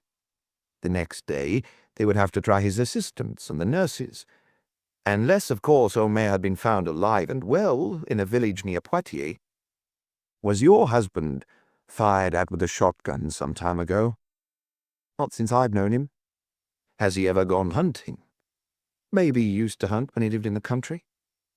You've never noticed some quite faded scars in a rainbow arc on his stomach? She seemed to think this over, frowned, and finally shook her head. Are you sure? I haven't looked at him so closely for a long time. Did you love him? I don't know. How long was he your only lover? Yes. She had given this word a particular resonance. Did you meet when you were very young?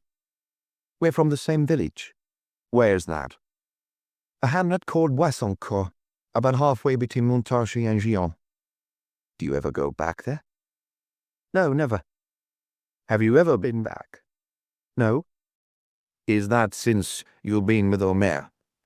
I was 17 when I left. Were you pregnant? 6 months. Did people know? Yes. Including your parents?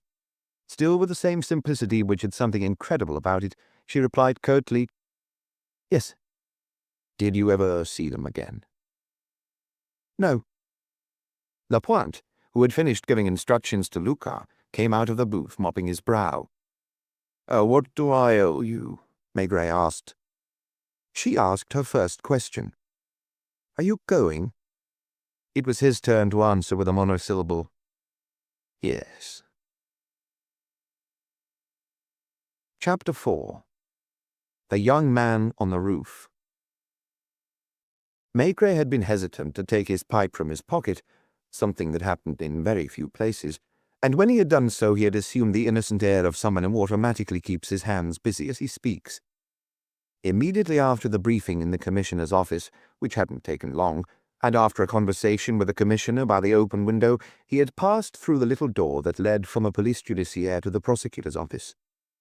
It was the time of day when almost all the benches were occupied in the corridor where the examining magistrates had their offices, because 2 black Marias had just arrived in the courtyard. Among the prisoners waiting handcuffed between two guards, more than 3/4 were known to Maigret, and a few greeted him as he passed without any apparent rancor. Judge Camillo had telephoned his office 2 or 3 times the previous day. He was a thin, wiry man with a small brown moustache that was probably dyed, and the bearing of a cavalry officer. His first words had been, "Tell me exactly how far you got." Meekly, Maigret had granted his wish, telling him about Victor's successive discoveries at the bottom of the Canal Saint-Martin, and about the head they hadn't yet found. At this point, he'd been interrupted. "I assume the diver is continuing his search today." "I didn't think it was necessary. But surely, if the trunk and the limbs have been found in the canal, the head can't be far away." That was what made relations with him so difficult. He wasn't the only examining magistrate like that, but he was unquestionably the most aggressive. In a sense, he wasn't stupid. A lawyer who had once studied with him claimed that Camillo had been one of the brightest of his generation. It had to be assumed that his mind was incapable of grasping certain realities. He came from a very particular upper-middle-class background with rigid principles and even more sacrosanct taboos, and he couldn't help judging everything according to these principles and these taboos. Patiently, Maigret explained. "First of all, sir, Victor knows the canal as well as you know your office and I know mine. He went over the bottom, meter by meter, more than 200 times. He's a conscientious young man. If he says the head isn't there, my plumber also knows his job and is also thought of as conscientious. Nevertheless, whenever I send for him, he always starts by telling me it's impossible that anything could be defective in the pipes.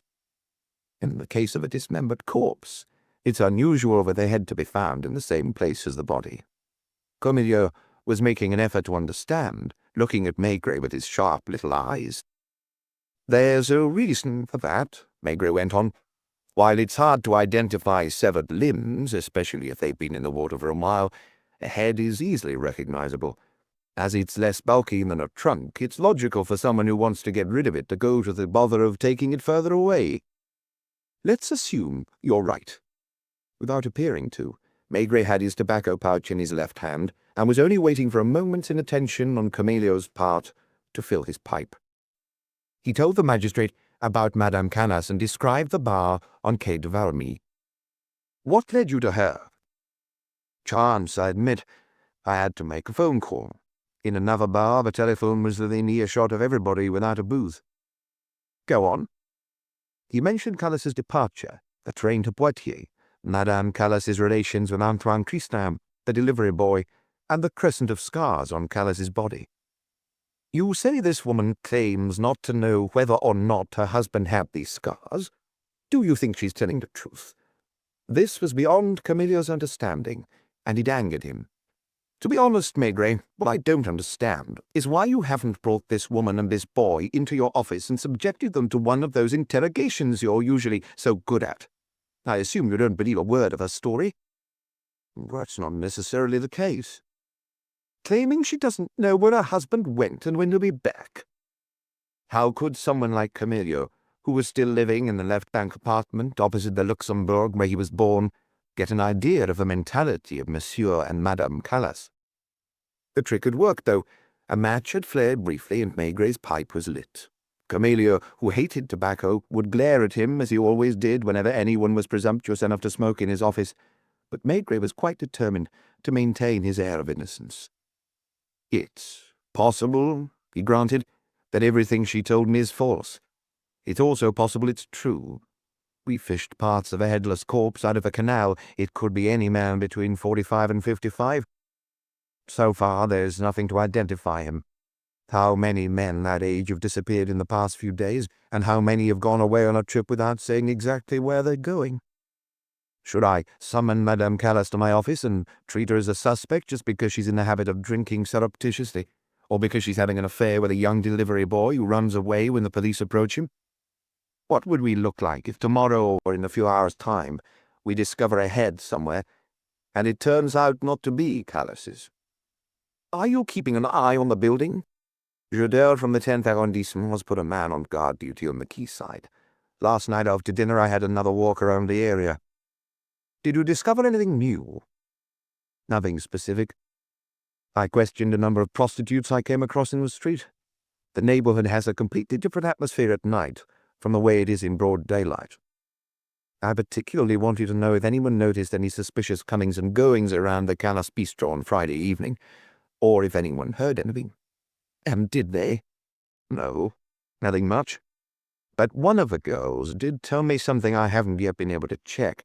According to her, the Calas woman has another lover, a middle-aged man with red hair who apparently lives or works locally. Admittedly, the girl who told me this is filled with resentment. She claims Madame Calas is hurting all of them. If at least she got paid for it, she told me, we wouldn't mind, but with her, it doesn't cost a thing. When men want it, they know where to go. They just have to wait until Calas has his back turned. I haven't been to see her for myself, of course, but I'm told she never says no. Comelior sighed painfully on hearing of all this moral turpitude. Do as you see fit, Maigret. As far as I'm concerned, it all seems quite clear, and these aren't people who need to be treated with kid gloves. I'll see her again in a while. I'll also see her daughter. Last but not least, I hope to get some information about the identity of the body from the nurses who were present 5 years ago at Calas's operation. Regarding that, there was a curious detail. The previous evening, as he was prowling around the neighborhood, Maigret had popped into the bistro where Madame Calas was sitting on a chair, half asleep, while 4 men were playing cards. He had asked in which hospital her husband had had his appendix removed. As far as they knew, Calas was a tough character, a man you wouldn't imagine to be afraid of pain, anxious about his health, obsessed with the fear of dying. He'd only had to undergo a routine operation that was neither serious nor risky. But instead of going into hospital, he had spent a very large sum of money in order to be operated on in a private clinic in Villejuif. Not only was it a private clinic, but it was run by nuns who served as the nurses.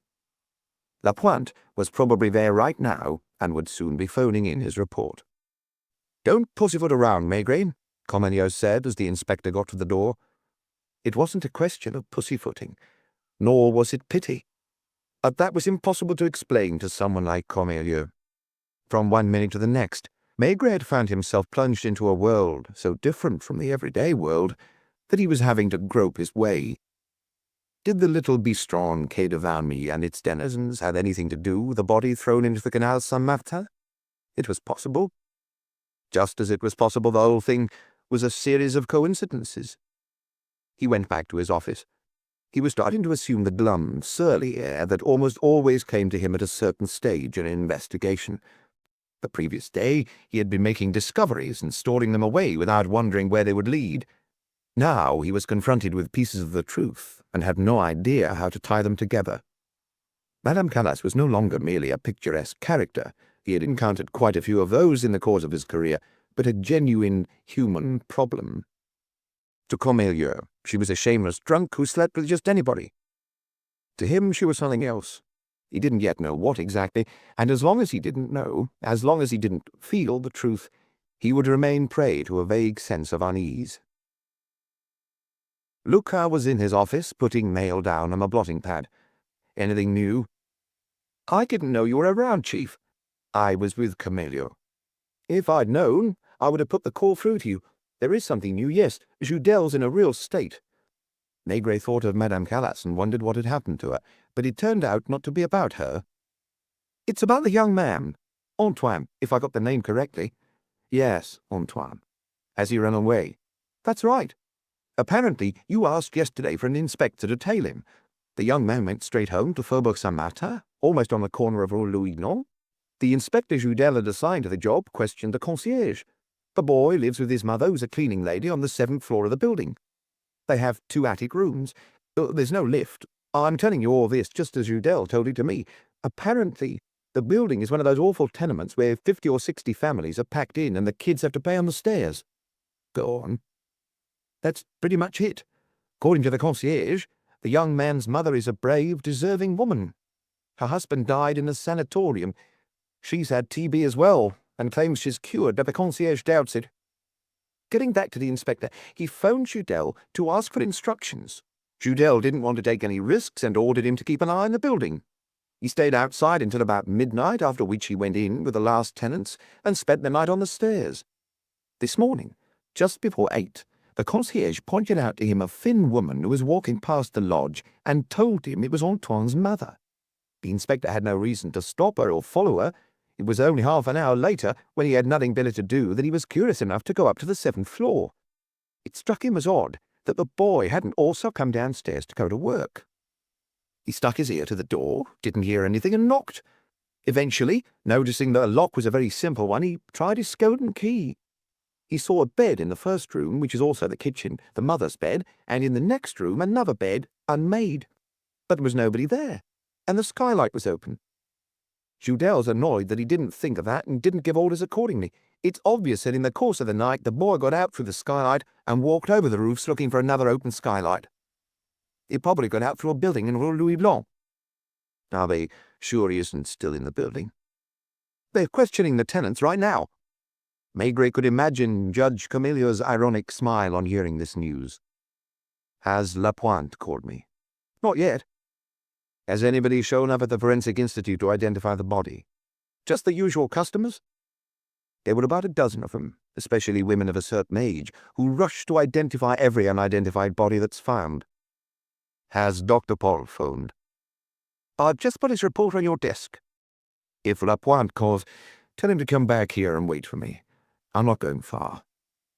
He headed on foot for the Ile Saint-Louis, walked around the outside of Notre Dame, crossed the iron footbridge, and soon found himself in the narrow, populous Rue Saint-Louis-en-Lille. It was the time of day when the housewives were doing their shopping, and it wasn't easy to make your way through them and the little barrows. Maigret found the grocery above which, according to Madame Calas, her daughter, whose name was Roussette, had a room. He walked down the side alley to the next shop until he came to a yard with uneven cobbles and a lime tree in the middle, giving it the air of a provincial school playground or the courtyard of a presbytery. "Are you looking for someone?" a woman's voice cried through a ground-floor window. "Mademoiselle Calas." "Third floor on the left, but she isn't at home." "You know when she'll be back?" "She doesn't usually come back for lunch.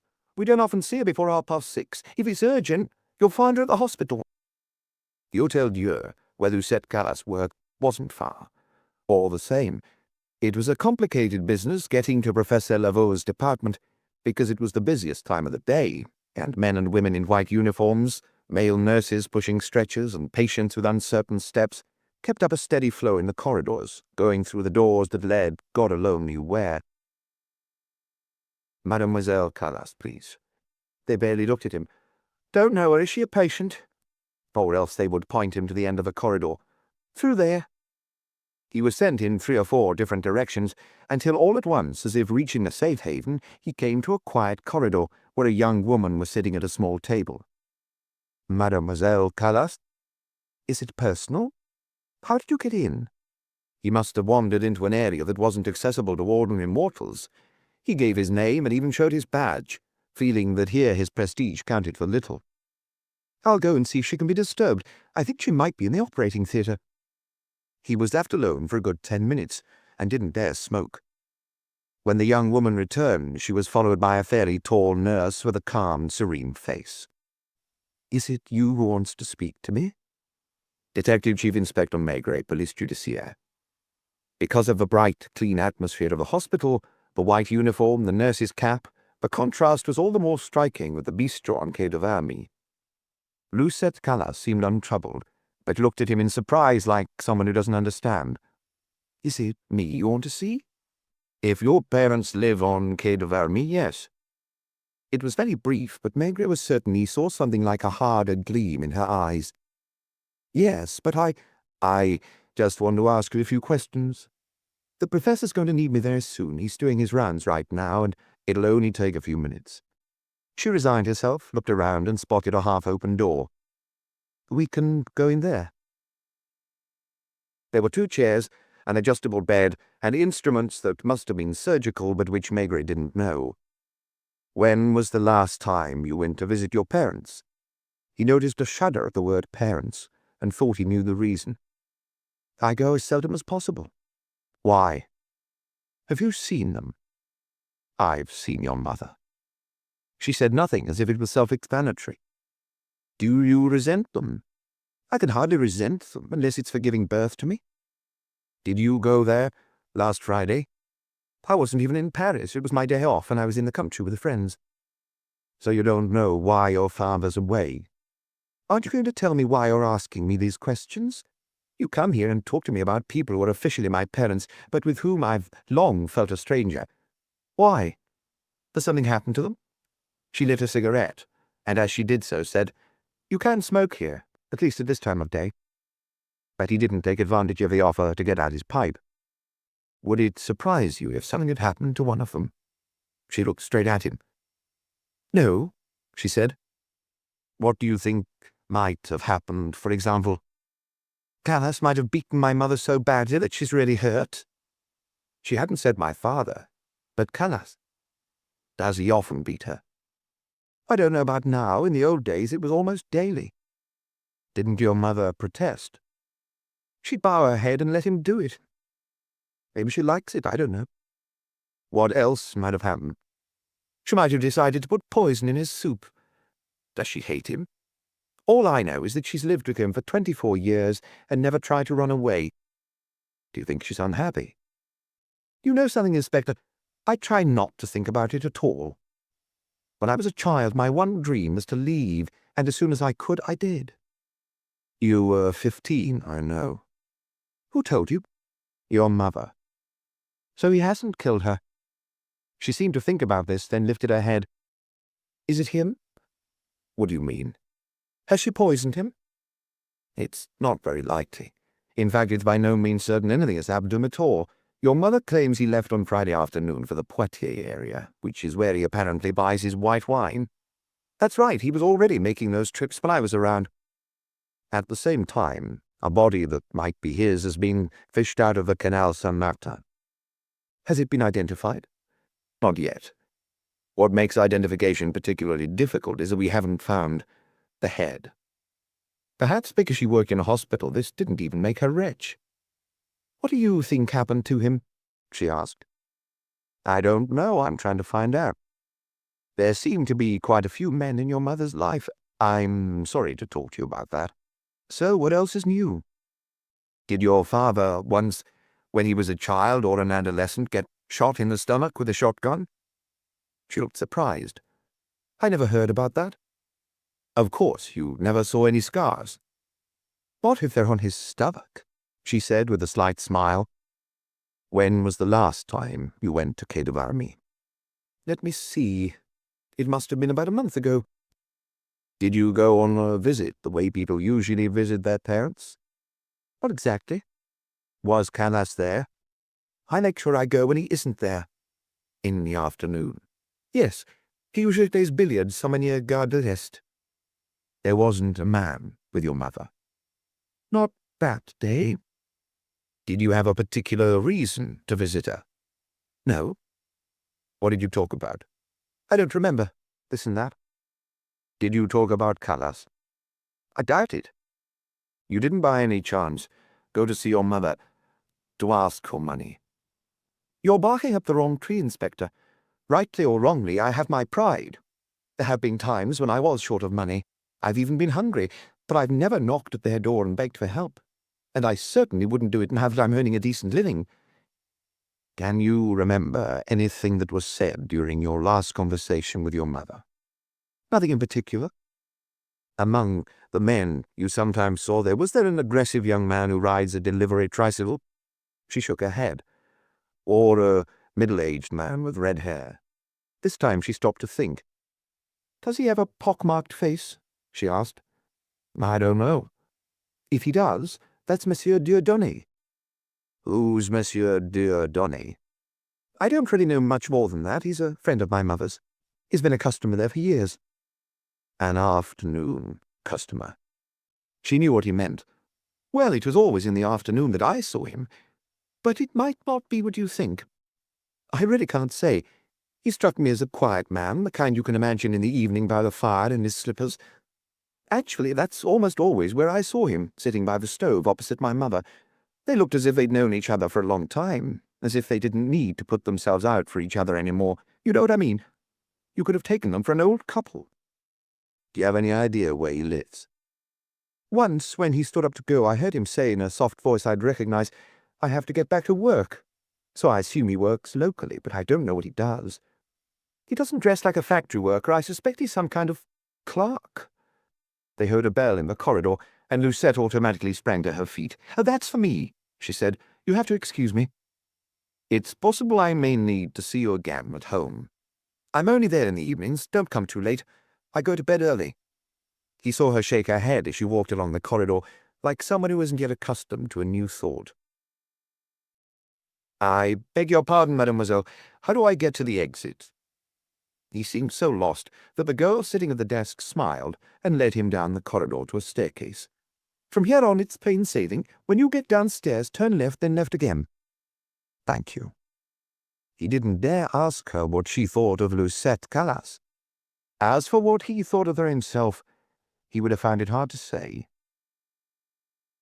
He stopped for a moment for a white wine opposite the Palais de Justice. By the time he got back to headquarters, Lapointe had arrived and was waiting for him. "So, what about the nuns?" "They were as nice as could be.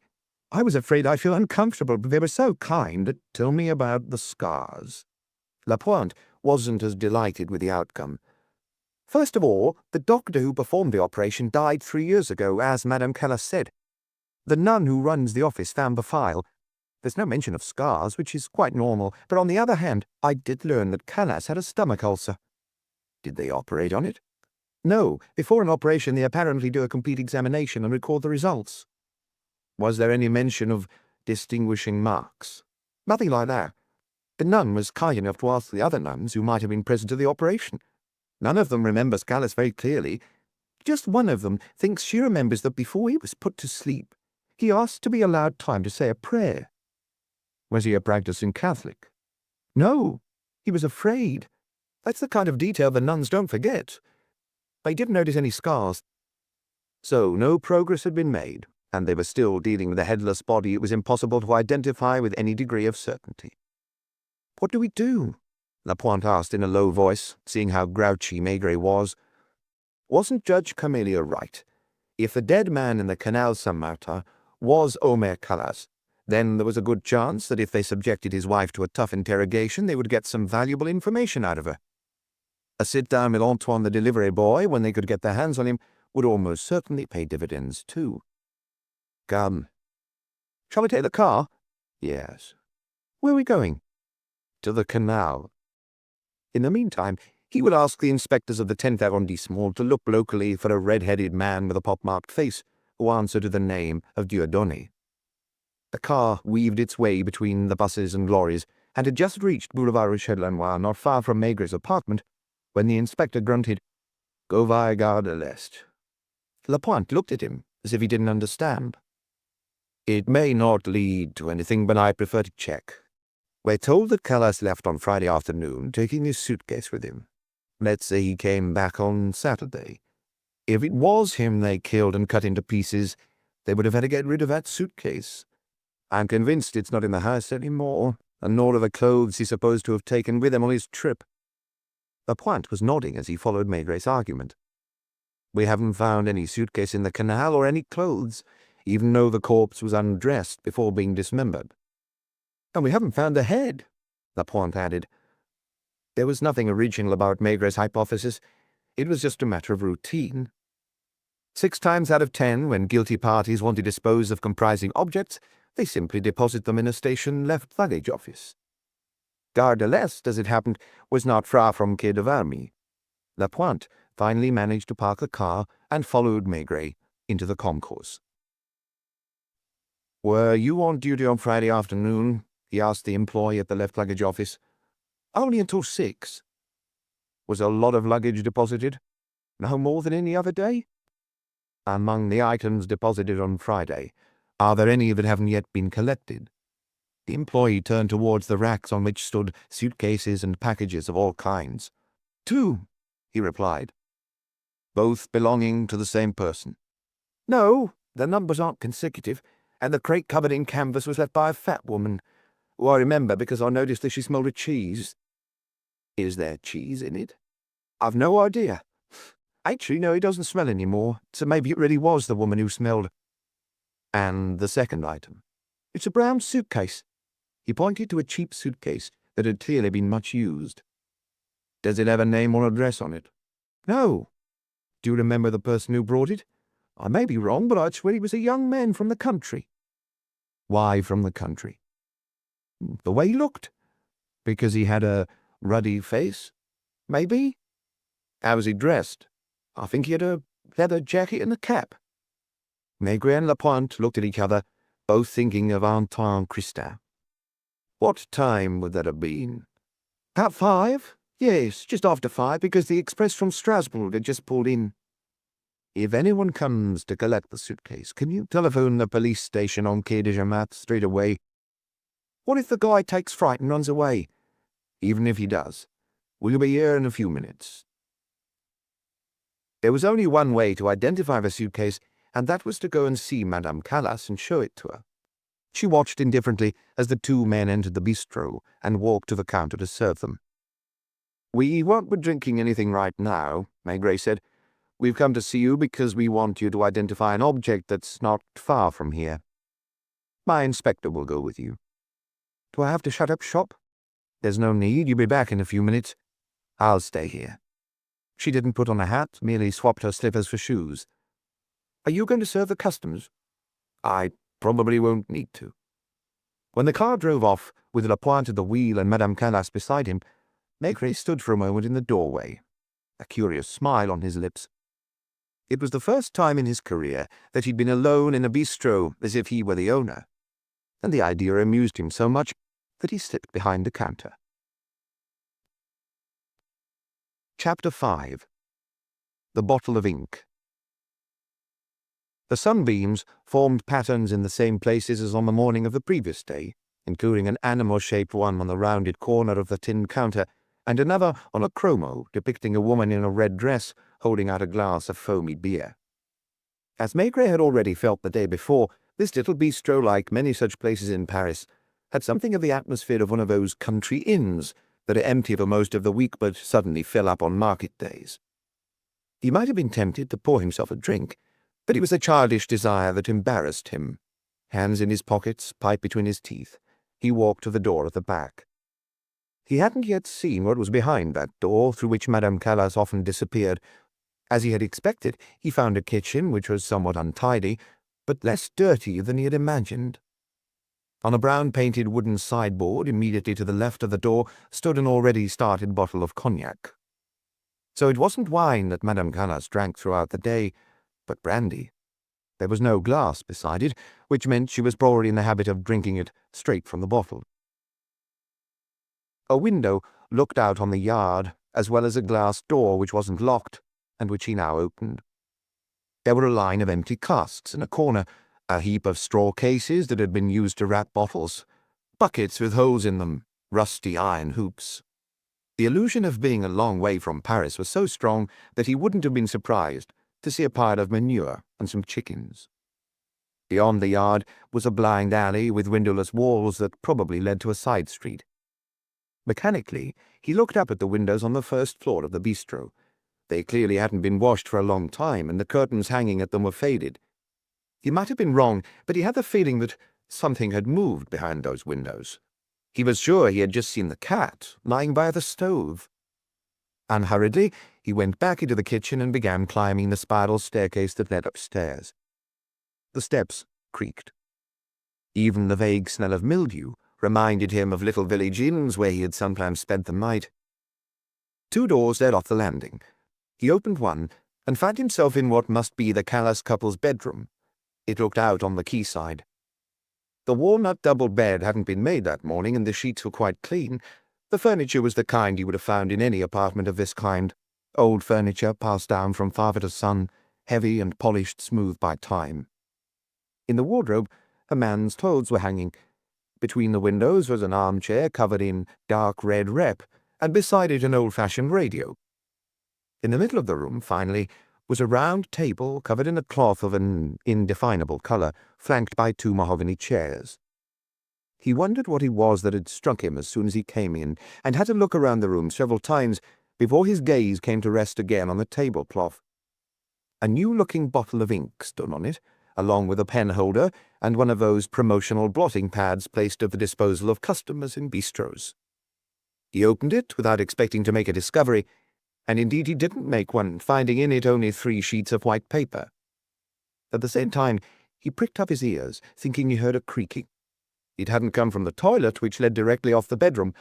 Going back to the landing, he opened the second door and discovered another room as big as the previous one, which served as a storeroom and was cluttered with furniture in poor condition, old magazines, glassware, and all manner of miscellaneous objects. "Is there anybody here?" he asked in a loud voice, almost certain he wasn't alone in the room. He stood there for a moment, motionless, then silently reached out his arm to a closet and abruptly opened it. "Don't do anything stupid this time," he said. He wasn't too surprised to recognize Antoine, who sat huddled at the back of the closet like a hunted animal. "I thought we'd find you soon enough. Get out of there." "Are you arresting me?" The young man was looking in terror at the handcuffs that Maigret had taken from his pocket.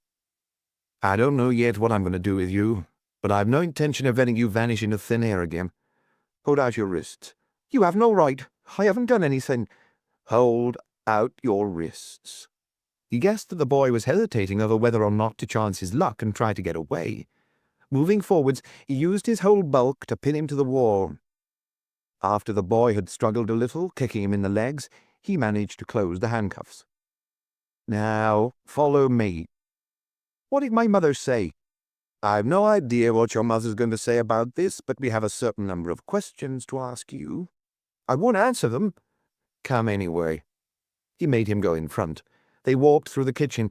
When Antoine entered the bar, he was struck by the emptiness and the silence.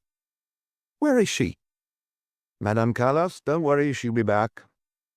"Have you arrested her?" "Sit down in that corner and don't move." "I'll move if I want to." He had seen so many young people that age in more or less similar situations that he could have predicted everything Antoine said, the way he reacted to everything. Because of Judge Camillo, Maigret wasn't sorry to have got his hands on Antoine, but nor was he expecting the boy to clear things up for him. Someone opened the street door. A middle-aged man, who was surprised to find Maigret standing there in the middle of the bistro with no sign of Madame Callas. "Isn't the lady here?" "She'll be back soon."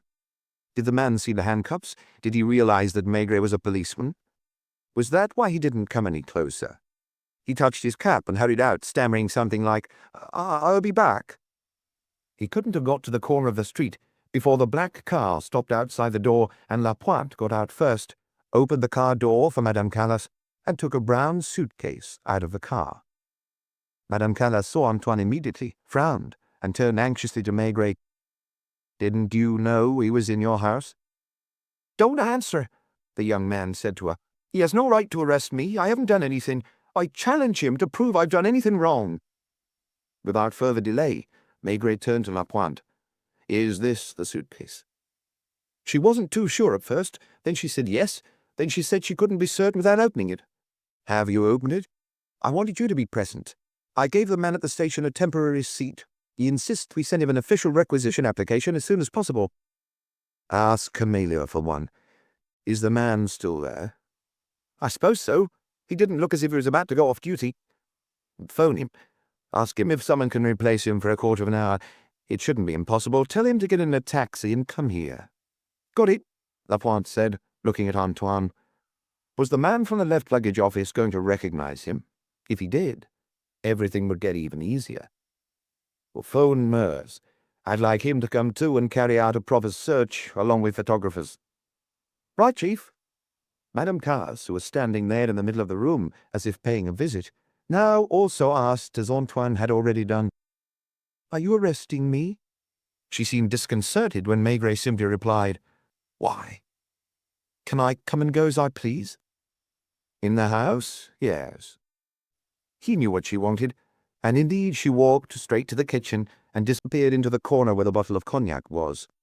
To cover her tracks, she moved some dishes and swapped her shoes, which she wasn't used to and probably hurt her feet, for her felt slippers. When she returned, she had regained her composure. She went behind the counter. "Can I get you a drink?" "A white wine, yes, and one for the inspector. Maybe Antoine would like a glass of beer." He was behaving like a man who has plenty of time. It might even have been supposed that he had no idea what he was going to do from one moment to the next. Having sipped at his wine, he walked to the door and locked it. "Do you have the key to the suitcase?" "No." "Do you know where it is?" "Probably in his pocket." In Callas's pocket, since he was supposed to have left the house with his suitcase. "I need some kind of tool. Do you have any pliers?" It took her a while to lay her hands on a pair of pliers. Maigret placed the suitcase on one of the tables and waited for Lapointe to finish making his telephone calls before starting to force a not very strong lock. "I ordered a white wine for you." "Thank you, Chief." The metal twisted and finally snapped, and Maigret lifted the lid. Madame Callas had remained on the other side of the counter. Although she was looking in their direction, she didn't appear especially interested. The suitcase contained a grey suit of rather thin fabric, a pair of almost new shoes, some shirts, some socks, a razor, a comb, and a toothbrush, as well as a bar of soap wrapped in paper. "Is this your husband's?" "I suppose so." "Aren't you sure?" "He does own a suit like that." "Isn't it upstairs anymore?" "I haven't looked." She wasn't helping them, nor was she trying to allay suspicion. Since the day before, she'd been answering questions in as few words and with as few details as possible, although without ever becoming as aggressive as Antoine, for instance. Antoine was so scared he kept getting on his high horse, whereas Madame Callas didn't seem to have anything to fear. The comings and goings of the police officers, the discoveries they might make, were a matter of indifference to her. "Do you notice anything?" Maigret said to Lapointe as he looked through the suitcase. "That everything has been stuffed in just anyhow?" "Yes. That's how men pack most of the time. There's something odd of that. Callas was supposedly going on a journey. He took a spare suit with him as well as shoes and underwear. In theory, he would have packed upstairs in the bedroom." Two men in plasterers' overalls shook the door, stuck their faces to the window, seemed to be yelling something that couldn't be heard, and walked off. "Can you tell me why, in that situation, he would have taken dirty linen with him?" One of the two shirts indeed had been worn, as had a pair of pants and a pair of socks. "You think he wasn't the one who put these things in the case?" "It might have been him. It probably was, but not when he was leaving for his trip. When he packed his bag, he was on the point of coming home." "I see." "Did you hear that, Madame Callas?" She nodded. "Do you still claim that your husband left on Friday afternoon and took this case with him?" "I have nothing to change in what I said." "Are you sure he wasn't here on Thursday, and that it wasn't Friday that he came home?" She merely shook her head. "Whatever I say, you'll believe what you want to believe." A taxi stopped outside. Maigret went to open the door. The employee from the left luggage office got out of the cab. "Keep the taxi, I'll only need you for a moment." Maigret let him in. For a moment or two the man stood there, wondering what they wanted of him, looking around to get his bearings. His gaze came to rest on Antoine, who was still sitting in the corner of the banquette. He turned to Maigret and opened his mouth. Then he examined the boy again. During all this time, which seemed long, Antoine looked him in the eyes with a defiant air. "I think," the man began, scratching the back of his neck. He was honest and was struggling with his conscience. "I have to say, seeing him like this, I'd say it's him." "You're lying," the boy cried angrily. "It might be easier if he was standing." "Stand up." "No." "Stand up." Madame Callas's voice behind Maigret's back said, "Stand up, Antoine." "Like this," the man murmured after a moment's thought. "I'm a bit surer. Doesn't he have a leather jacket?" "Have a look upstairs in the room at the back," Maigret said to Lapointe. They waited in silence. The man glanced towards the counter, and Maigret understood that he was thirsty. "A glass of white wine?" he asked. "I wouldn't say no." Lapointe returned with a jacket that Antoine had been wearing the day before. "Put it on." The young man looked at Madame Callas to ask her advice. Reluctantly he resigned himself once the handcuffs had been removed. "Don't you see how he's trying to get in with the coppers? They're all the same. You just have to say the word police and they start shaking. Well now, are you still going to claim you've seen me before?" "I think so." You're lying." The man turned again to Maigret and said in a calm voice that nevertheless quivered with emotion, "I assume my statement's important. I wouldn't like to harm anyone for nothing. This young man looks like the one who came to the station on Sunday and deposited the suitcase. Since I had no idea anybody was going to ask me about him, I didn't look at him all that closely. Maybe if I saw him in the same place, in the same lighting—" "We'll bring him to the station today or tomorrow," Maigret decided. "I'm very grateful to you. Cheers." He walked him to the door and closed it behind him. There was a kind of indefinable slackness in Maigret's attitude that rather intrigued Lapointe, who couldn't have said when it had started. Maybe it dated from right at the beginning of the investigation, from as soon as they had got to Quai de Valmy the day before, or as soon as they'd entered the Calas bistro. Maigret was acting as he usually did, was doing what he had to do. But wasn't he doing it with a lack of conviction that his inspectors had seldom seen in him? It was hard to define. He seemed to be acting rather reluctantly. The material clues barely interested him, and he appeared to be pondering thoughts that he wasn't conveying to anyone. It was especially noticeable here, in this bistro, and even more so whenever he addressed Madame Calas or watched her out of the corner of his eye. It was as if the victim didn't count, as if the dismembered body meant nothing to him. He had barely bothered with Antoine, and he had to make an effort to think of certain professional duties. "Call Camélio. I prefer it to be you. Tell him in a few words what's happened. It's probably best if he signs a committal order for the boy. He'll do it anyway." "What about her?" Lapointe asked, indicating Madame Calas. "I'd rather not." "What if he insists?" "He'll do what he wants. He's in charge." He didn't take the precaution of speaking in a low voice, and the other two were listening. "You ought to have a bite to eat," he advised Madame Calas. "They may be taking you away soon." "For a long time?" "For as long as the magistrate sees fit to keep you at his disposal." "Will I spend the night in prison?" "In the cells at headquarters first, probably." "What about me?" Antoine asked. "You too," Maigret replied, adding, "not in the same cell." "Are you hungry?" Madame Calas asked Antoine. "No." She nevertheless headed for the kitchen, but only to knock back a swig of brandy.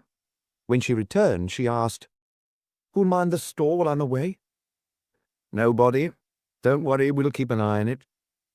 He couldn't stop looking at her, still in the same way, as if for the first time he was dealing with somebody he didn't understand. He had met some clever women in his career, and some had stood up to him for a long time, but he'd always known from the start that he would eventually gain the upper hand. It was a matter of time, patience, and determination. With Madame Calas it wasn't the same. He couldn't put her in any category. If someone had told him that she had murdered her husband in cold blood and cut him into pieces on the kitchen table, he wouldn't have objected. But nor would he have objected if someone had asserted that she had no idea what had happened to her husband. There she was in front of him in the flesh, thin and faded in her dark dress, which hung on her body like an old curtain hanging at a window. She was quite real, with a gleam of an intense inner life in her dark eyes, and yet there was something immaterial, something elusive about her. Did she know she produced that impression? You might have thought so from the calm, perhaps ironic way in which she, too, looked at Maigret. That was the source of the unease Lapointe had felt earlier. This was less a police investigation to discover a culprit than a personal matter between Maigret and this woman. Whatever didn't relate directly to her was of lesser interest to Maigret. Lapointe was to have proof of that a moment later when he came out of the phone booth. "What did he say?" Maigret asked, referring to Camélio. "He'll sign an order and have it brought to your office." "Does he want to see him?" "He assumes you'll want to question him first." "What about her?" "He'll sign a second order. You can do what you want with it, but in my opinion—" "I understand." Camélio was expecting Maigret to go back to his office, summon Antoine and Madame Calas in turn, and question them for hours until they spilled the beans. The head still hadn't been found. There was no positive proof that the man whose remains had been fished out of the Canal Saint-Martin was Omer Calas. At least now, because of the suitcase, there was a strong presumption of guilt, and many interrogations, started with fewer advantages than this one, had ended after a few hours in a complete confession. Not only was that Judge Camillio's thought, it was also Lapointe's, and he could barely conceal his surprise when Maigret said, "Take him to headquarters. Go with him to my office and question him. Don't forget to bring him up something to eat and drink." "Are you staying here?" "I'll wait for Meurs and the photographers."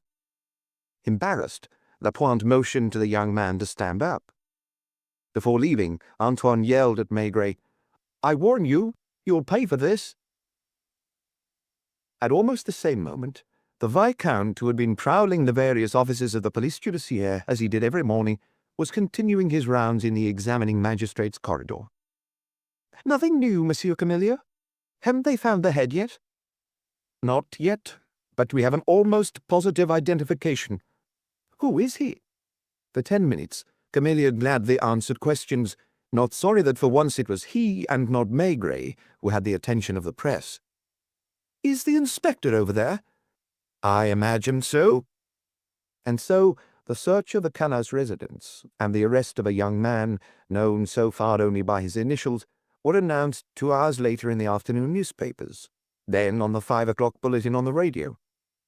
Alone now with Madame Calas, Maigret had gone to fetch a drink from the counter and had carried it over to a table and sat down.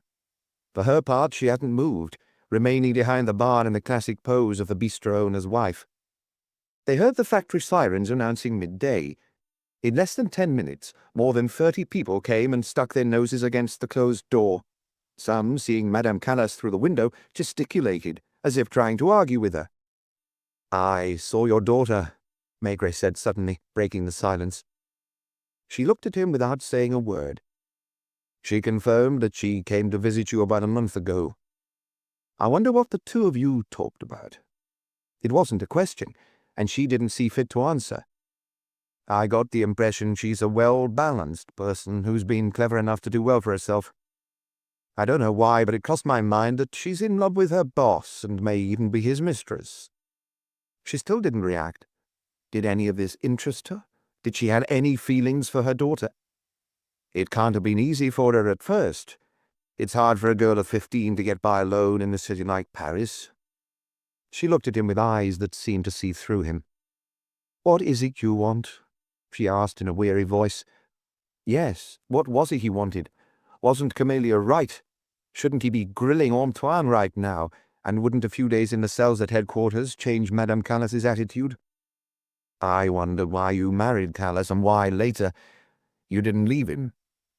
It wasn't a smile that came to her lips, but an expression that might pass for mockery or pity. "You did it deliberately, didn't you?" Maigret continued, without clarifying what he meant. He had to get there in the end. There were moments like now when it seemed to him that it would only take a slight effort not only for him to understand everything, but for that invisible wall between them to disappear. Find the word that had to be said, and then she would be simply human towards him. Was the other man here on Friday afternoon? This time he obtained a result. She gave a start. "What other man?" she finally asked reluctantly. "Your lover. The real one." She would have liked to appear indifferent and not ask any questions, but she finally yielded. "Who?" "A middle-aged man with red hair and a pock-marked face whose first name is Dieudonné." She had completely withdrawn back into her shell. There was nothing more to read in her features. At that moment a car drew up outside, and Meurs got out with 3 men and their equipment. Once more, Maigret went and opened the door. No, he hadn't succeeded, but he didn't think he had completely wasted the time he had just spent alone with her. "What do you want us to look at, Chief?" "Everything. The kitchen first, then the 2 rooms and the toilet on the first floor. There's also the courtyard, and last but not least the cellar, which is probably under this trapdoor." "Do you think this is where the man was killed and dismembered?" "It's possible." "What about this suitcase?" "Examine it as well as its contents." "That could take all afternoon. Are you staying?" "I don't think so, but I'll probably drop by later." He went into the booth, called Judel at the police station opposite, and gave him instructions for the house to remain under surveillance. "You'd do better to come with me," he announced to Madame Callas. "Shall I take some clothes and toiletries?" "That might be wise." On her way through the kitchen, she stopped for a long swig. Then they heard her walking about in the bedroom on the first floor. "Aren't you afraid of leaving her on her own, Chief?" Maigret shrugged. If there were traces to wipe out, compromising objects to get rid of, that must have been taken care of a long time ago. He was surprised, however, that she was away for so long. They could still hear her moving about, and there were sounds of water running and drawers being opened and closed. In the kitchen, she stopped again. She was probably telling herself that this was the last brandy she would have a chance to drink in a while. When she finally appeared, the three men looked at her with the same surprise, a surprise that in Maigret was mixed with a touch of admiration. In less than 20 minutes, she had undergone an almost complete transformation. She was now wearing a black dress and coat that made her look very elegant. With her hair done and a nice hat on, it was as if the features of her face themselves had become firmer, her gait more distinct, her bearing resolute, almost proud. Had she been expecting the effect she produced? Was it an element of flirtatiousness? She didn't smile, didn't seem amused at their surprise, merely made sure she had what she needed in her bag, put on her gloves, and said, "I'm ready." She gave off an unexpected smell of eau de cologne and cognac. She had powdered her face and painted her lips. "Aren't you taking a case?" She said no, as if defiantly. Taking a change of clothes and underwear would be tantamount to admitting guilt, or at least to admitting that there might be good reasons to detain her. "See you later," Maigret said to Mers and his colleagues. "Are you taking the car?" "No, I'll find a taxi." It made a curious impression on him to find himself with her on the pavement and to walk in step with her in the sunshine. "I suppose we have more chance of finding a taxi if we walk down Rue de Récollet."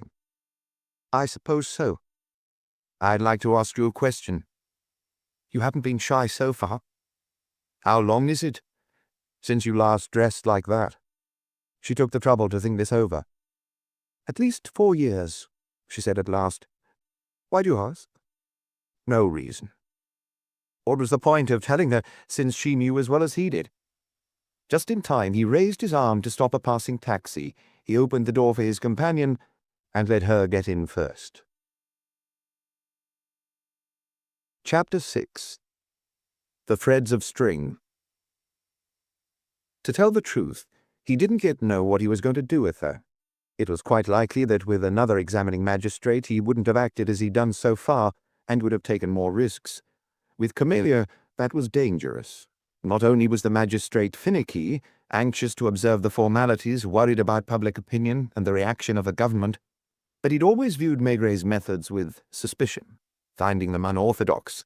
Several times in the past the two men had clashed openly. Maigret knew that the magistrate had his eye on him, ready to make him bear responsibility for the slightest mistake, the slightest imprudent move. He would have much preferred to leave Madame Callas at home on Quai de Valmy until he'd built up a clearer idea of her character and the role she might have played. He would have put 1 or 2 men to keep watch on the bistro, but had Joudel's officer stopped young Antoine escaping from a building on Faubourg Saint-Martin? Antoine was nothing but a boy, with not much more intelligence than a child of 13. Madame Callas was quite another matter. As they passed the newsstands, he could see that the papers were already announcing the search of the bistro. In any case, the name Callas was in all the headlines. He imagined how it would be if, next day, for example, the morning newspapers announced, "Madame Callas has disappeared," and he had to go in and see the magistrate. Without turning his head to her, he was watching her out of the corner of his eye. She didn't seem to notice. She was holding herself very upright on her seat, not without dignity, and there was curiosity in the way she looked out at the city. She hadn't dressed up for at least 4 years, she had admitted earlier. She hadn't said in what circumstances, on what occasion, she had last worn her black dress. Had it been even longer since she had last gone to the centre of town and seen the crush of people on the boulevards? Since he couldn't do exactly what he wanted, because of Camelio, he was forced to go about it differently. As they neared Quai des Orfèvres, he opened his mouth for the first time. "I don't suppose you have anything to say?" She looked at him with a hint of surprise. "What about?" "About your husband." She shrugged imperceptibly. "I didn't kill Callas," she said. She called him by his surname, the way the wives of some peasants and shopkeepers are in the habit of calling their husbands. That struck Maigret as if, coming from her, it didn't sound natural. "Shall I drive into the courtyard?" the driver asked, opening his window. "If you like." The Viscount was there at the foot of the grand staircase with 2 other journalists and some photographers. They'd had wind of what was happening, and it was pointless trying to hide the prisoner from them. "One moment, Detective Chief Inspector." Did she think it was Maigret who had asked him to come? She walked past them very stiffly, while they took photographs and followed her up the stairs. They must have photographed young Antoine, too. Even upstairs in the corridor, Maigret still hesitated. He opened the door to the inspector's office. Lucas wasn't there. He spoke to Janvier instead. "Can you take her into an empty office for a few minutes and stay with her?" She had heard. There was still a silent reproach in the gaze she brought to bear on Maigret. Or was it more disappointment than reproach? He walked out without adding anything and went into his own office where Lapointe, who had taken off his jacket, was sitting in his place. Opposite the window, Antoine was sitting upright on his chair. He looked very red, as if he was too hot. Between them, on a tray that had been brought up from the Brasserie Dauphine, could be seen the remains of sandwiches and 2 glasses with dregs of beer at the bottom. As Maigret's eyes came to rest on the tray, then on him, Antoine seemed upset at having yielded to his appetite, presumably having previously vowed to punish them by refusing all food. They were used to that kind of attitude here, and Maigret couldn't help smiling. "How's it going?" he asked Lapointe. With his eyes, Lapointe made it clear that he had obtained nothing so far. "Carry on, boys." He walked upstairs to see Camillo and found him in his office, ready to go to lunch. "Have you arrested both of them?" "The young man's in my office. Lapointe is questioning him." "Has he talked?" "Even if he knows something, he won't say anything until we wave the evidence right under his nose." "Is he bright?" "That's just it. He isn't. You usually end up by getting the better of someone intelligent, if only by demonstrating that his answers don't stand up. An idiot simply denies everything in spite of the evidence." "What about the woman?" "I've left her with Janvier." "Are you going to interrogate her yourself?" "Not now. I don't know enough yet." "When are you planning to do it?" "Tonight, perhaps, or tomorrow, or the day after tomorrow." "And in the meantime?" Maigret appeared so meek, so good-natured, that Camillo wondered what he was up to. "I've come to ask you what you've decided." "You can't keep her in an office indefinitely." "You're right. It's difficult, especially with a woman." "Don't you think it's wise to put her in the cells?" "That's for you to say." "Personally, would you release her?" "I'm not sure what I would do." Frowning, Camillo thought this over. He was angry. He finally said to Maigret like a challenge, "Send her to me." Why was Maigret smiling as he walked along the corridor? Was he imagining the conversation between Madame Callas and the exasperated magistrate? He didn't see her again that afternoon. He merely went back into the inspector's office and said to Torrance, "Judge Camillo is asking to see Madame Callas. Will you ask Janvier to deal with it?" When the Viscount saw him on the stairs and tried to grab hold of him, he got away by saying, "Go and see Camillo.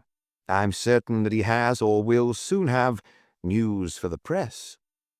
He walked to the Brasserie Dauphine and stopped at the bar for an aperitif. It was late. Almost everyone had finished lunch. He picked up the telephone.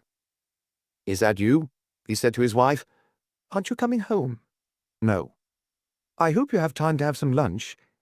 "I'm at the Brasserie Dauphine right now, and I'm just about to." "Will you be here for dinner?" "Maybe."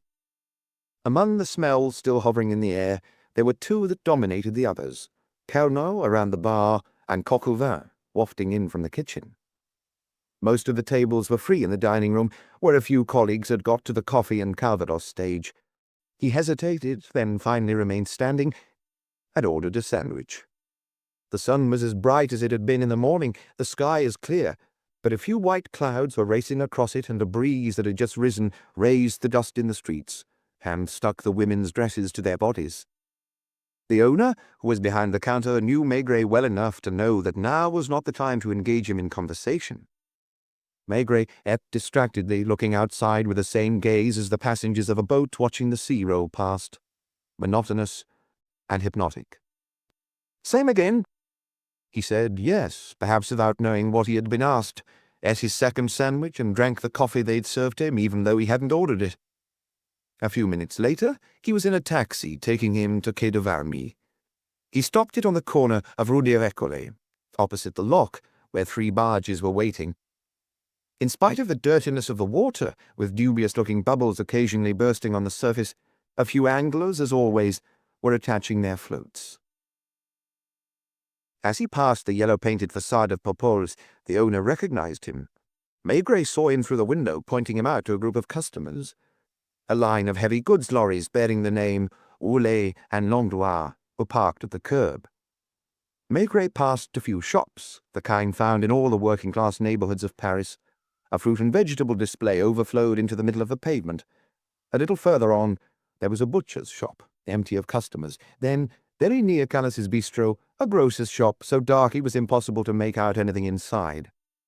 Madame Callas had to leave home sometimes, even if only to do her shopping, and it was likely that she frequented these shops in her slippers with that thick black woolen shawl around her shoulders that he'd noticed in the bistro.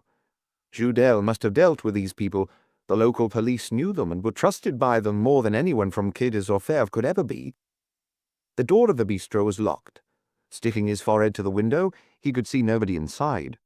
In the kitchen, though, a figure occasionally caught a beam of sunlight. He knocked. Had to knock again 2 or 3 times before Mers appeared, recognized him, and rushed to the door.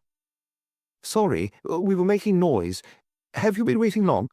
"It doesn't matter," Maigret said, turning the key in the lock. "Have you been disturbed a lot?" "Some customers try to open, and then go away. Others knock at the door and wave their arms insistently, demanding that we open up." Maigret looked around him, then went behind the counter to search for the kind of blotting pad he had seen on the table in the bedroom. Most bistros kept several of these, and he was surprised not to find a single one, whereas there were 3 boxes of dominoes, 4 or 5 baize covers, and half a dozen packs of cards. "Carry on," he said to Mers. "I'll speak to you later." He wormed his way between the equipment the technicians had set up in the kitchen and climbed to the first floor, from which he returned with the ink and the blotting paper. Sitting at a table in the bistro, he wrote in capital letters, "Closed temporarily." He had hesitated before writing the second word, thinking perhaps of Camille, who right now was alone with Madame Callas. "Have you seen any drawing pins anywhere?" "On the left-hand shelf under the counter," Mers replied from the kitchen. He found them and went and stuck his notice to the crossbar of the door. When he turned, he felt something alive brushing against his leg and recognized the ginger cat, which turned its head towards him, looked at him, and meowed. It hadn't occurred to him, if the house was to stay empty for a while, the cat couldn't be left alone in it. He went to the kitchen and found some milk in an earthenware jug and a cracked soup plate. "I wonder who I can get to look after the cat." "Don't you think a neighbor would do it? I noticed a butcher's shop not far from here." "I'll ask them later. What have you found so far?" They were combing the house, leaving no corner, no drawer unexplored. Mers would go first, examining objects with a magnifying glass, using, if need be, a portable microscope he had brought with him, and the photographers came after him. "We started with the yard, which is the untidiest part of the house. It occurred to me they might have tried to hide something in all that mess." "I assume the dustbins have been emptied since Sunday?" "Monday morning. We examined them anyway, looking for bloodstains, for instance." "Anything?" "No. Nothing," Mers said, although he seemed hesitant. That meant he had an idea, but wasn't sure of it. "What is it?" "I don't know, Chief, just an impression. All 3 of us had the same thought. We were talking about it when you arrived." "Go on." "At least as far as the yard and kitchen are concerned, there's something strange. This isn't the kind of house where you'd expect to find everything spick and span. We just have to look in the drawers to see how untidy the place was. All sorts of things were stuffed in there, and most of them are covered in dust." Maigret, who was looking around him, thought he knew what Mers was getting at. "Carry on," he said with growing interest. "Next to the sink, we found dishes from 3 days ago and saucepans that hadn't been cleaned since Sunday. It's reasonable to assume this was normal unless the wife had been neglecting the housework while the husband was away. Mers was right. The untidiness, even a degree of dirt, was probably customary. Logically, we should have found a 5 or 10-day layer of dirt everywhere. And yes, in some drawers, in some corners, there's dirt that's even older than that, but almost everywhere else, it looks as if a lot of cleaning has been done recently. Saubois found 2 bottles of bleach in the yard. One of them's empty, and to judge by the state of the label, it was bought recently. When do you think this cleaning might have been done? 3 or 4 days ago. I'll be more specific in my report. Before that, I'd have to run a few tests in the lab. What about fingerprints? They confirm our theory. In the drawers and cupboards, we found some of Callas's. Are you sure? They certainly match the prints from the body fished up from the canal. They finally had evidence that the dismembered man was indeed the owner of the bistro on Quai de Valmy. Are there similar prints upstairs? Not on the furniture, only inside it. Dubois has studied the first floor in detail. We'll go back there later. What struck us is that there isn't a speck of dust on the furniture, and the floor has been carefully cleaned. As for the bed sheets, they haven't been used in the past 3 or 4 nights. Have you found any dirty sheets anywhere? I thought of that. No. Did they do the washing at home? I haven't seen any machine or any tub. So they took dirty washing to a laundry. Almost certainly, yes. Now, unless the launderer came round yesterday or the day before, I'm going to find out which laundry it is. Maigret was about to go and question one of the local shopkeepers. Stopping him, Mers opened a drawer in the kitchen sideboard. You have the name here. He showed him a wad of receipts, among which there was some from the Récollet laundry. The most recent was from 10 days earlier. Maigret went to the phone booth, dialed the number, and asked if any laundry had been collected from the bistro on Quai de Valmy that week. We only collect on Thursday morning, he was told. It was the previous Thursday that the last collection had been made. Mers was right to be surprised.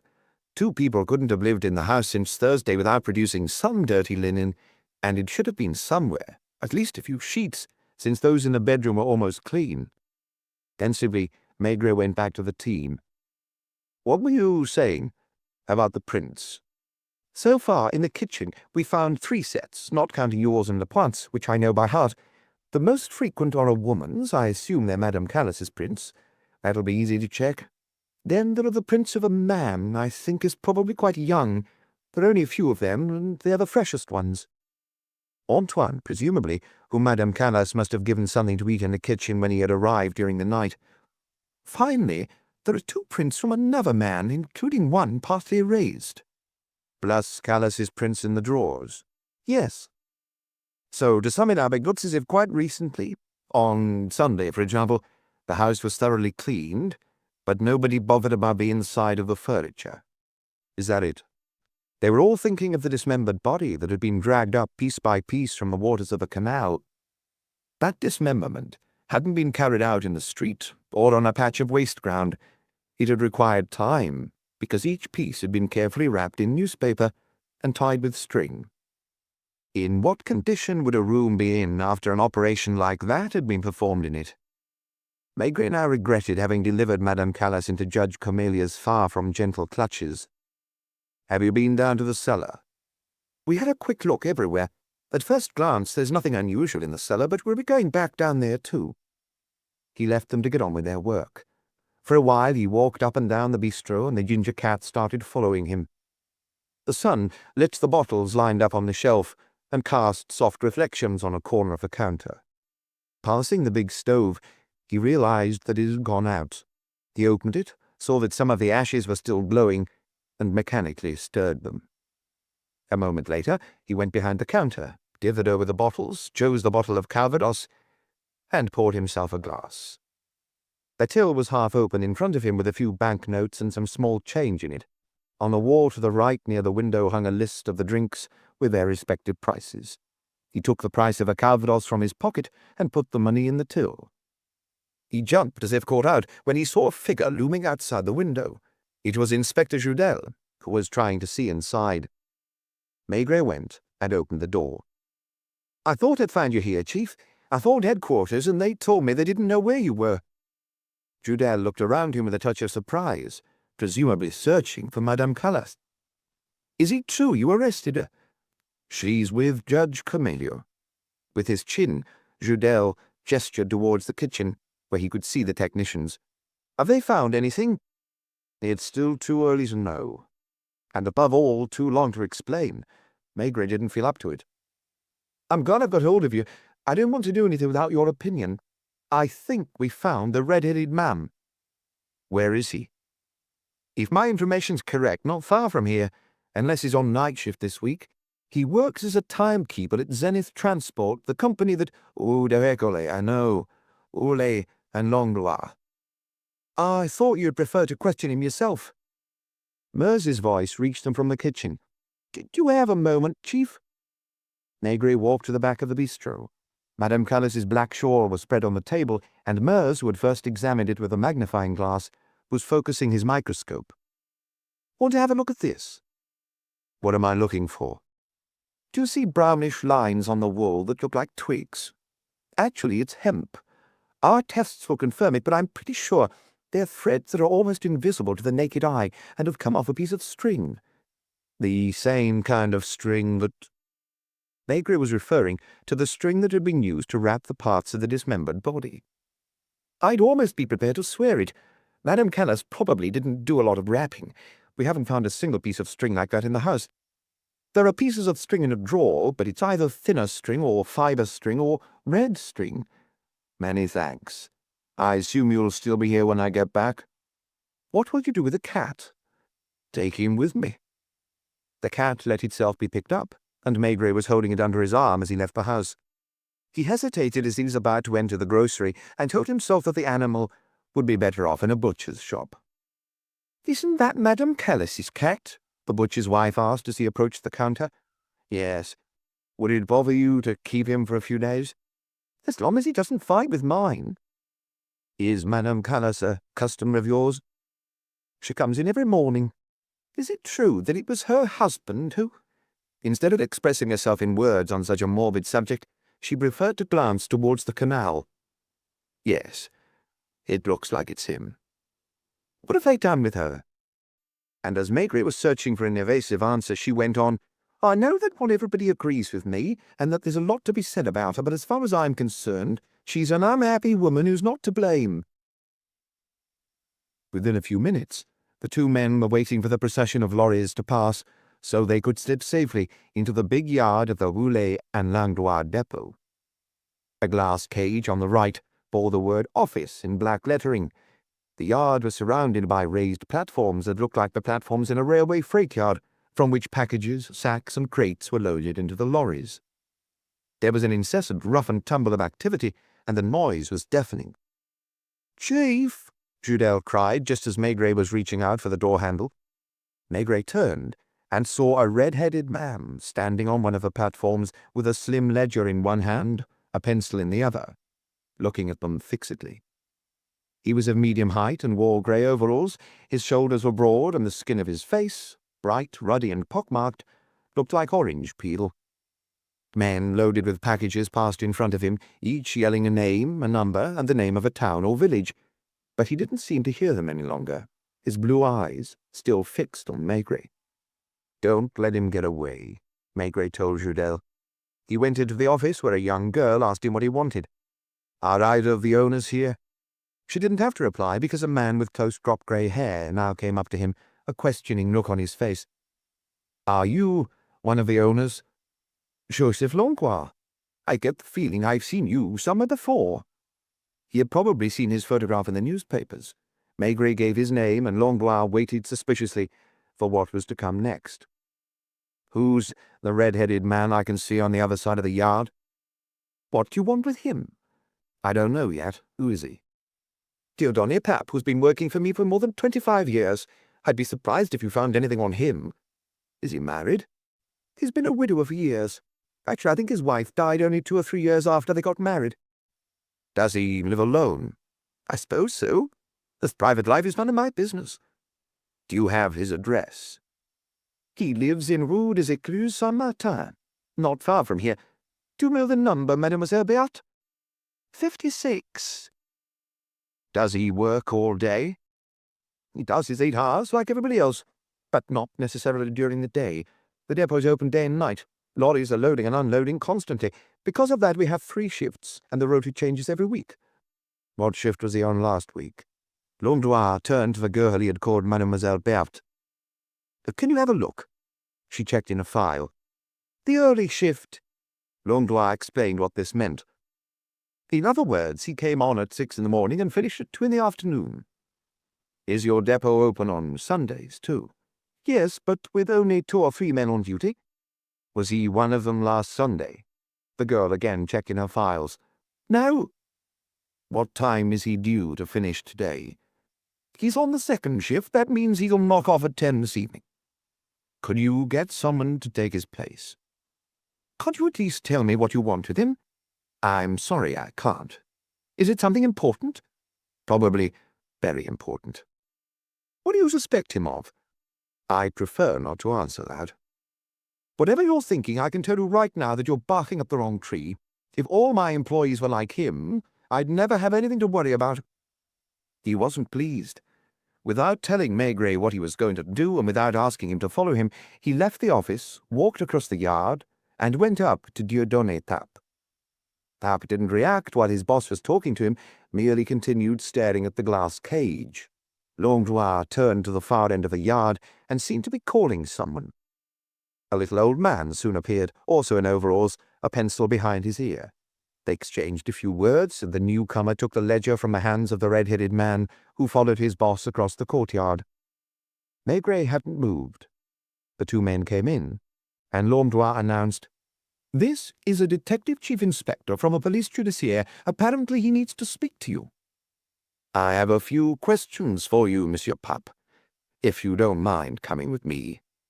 Dieudonné Pape pointed to his overalls. "Can I change?" "I'll go with you." Langlois didn't say goodbye to Maigret, who followed Pape into a kind of corridor that had been turned into a cloakroom. Pape didn't ask any questions. He must have been over 50, and gave the impression of a calm, meticulous man. He put on his coat and hat, and walked out into the street with Judel on his right, and Maigret on his left. He seemed surprised that there was no car outside, as if he had expected to be taken immediately to Quai des Orfèvres. When they got to the corner of the street, opposite the yellow-painted bar, and they made him turn left instead of down towards the centre of the city, he opened his mouth to say something, but stopped in time. Judel had realized that Maigret was taking them to Calas's bistro. The door was still locked, and Maigret knocked. Meurs came and opened up for them. "Go in, Pape." Maigret turned the key in the lock. "You know this place well, don't you?" The man was disorientated. While he might have foreseen that he would be questioned by the police, he was surprised by the way things were happening. "You can take your coat off. The fire's on. Sit down in your place. I assume you have a regular seat." "I don't understand." "You know this place pretty well, don't you?" "I'm a customer." He was trying to figure out what the men were doing in the kitchen with their equipment, and must also be wondering where Madame Calas was. "A very good customer." "A good customer?" "Did you come here on Sunday?" He looked like an honest man, and there was both gentleness and shyness in his blue eyes, which were like the eyes of some animals which always seem to be wondering why human beings treat them so badly. "Sit down."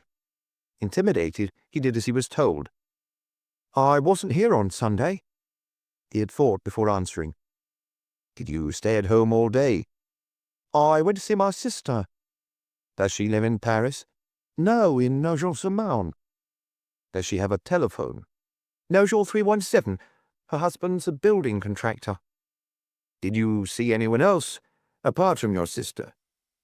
"Her husband, her children, then at about 5 some neighbours who were in the habit of coming to her house to play cards." Maigret signalled to Judel, who knew what he wanted, and walked over to the phone booth. "What time did you leave Nogent?" "I took the 8 o'clock bus." "Did you drop by here before going home?"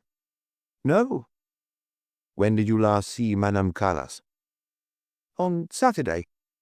"What shift were you on last week?" "The morning shift." "So it was after 2 in the afternoon that you came here?" Yes. Was Calas here? He had to think about this. Not when I arrived. But he did come back. I don't remember. Did you stay here for a long time? Quite a long time. How long? More than 2 hours. I don't know exactly. What did you do? I had a drink and chatted. With other customers. Mostly with Aline. He blushed as he uttered the name, and hastened to explain, I think of her as a friend. We've known each other a long time. How long? More than 10 years. So you've been coming here every day for more than 10 years? Almost every day. Preferably when her husband is away. This time he didn't reply, but bowed his head in a preoccupied manner. Are you her lover? Who told you that? It doesn't matter. Are you? Instead of replying, he asked anxiously, What have you done with her? Maigret replied openly, Right now she's with the examining magistrate. Why? To answer some questions about her husband's disappearance. Haven't you read the newspapers? As Dieudonné Pape didn't react but remained lost in thought, Maigret called out, Mers, can you take his prints? Pape let him take them. He seemed more concerned than scared, and his fingers didn't shake as they rested on the paper. Now compare them.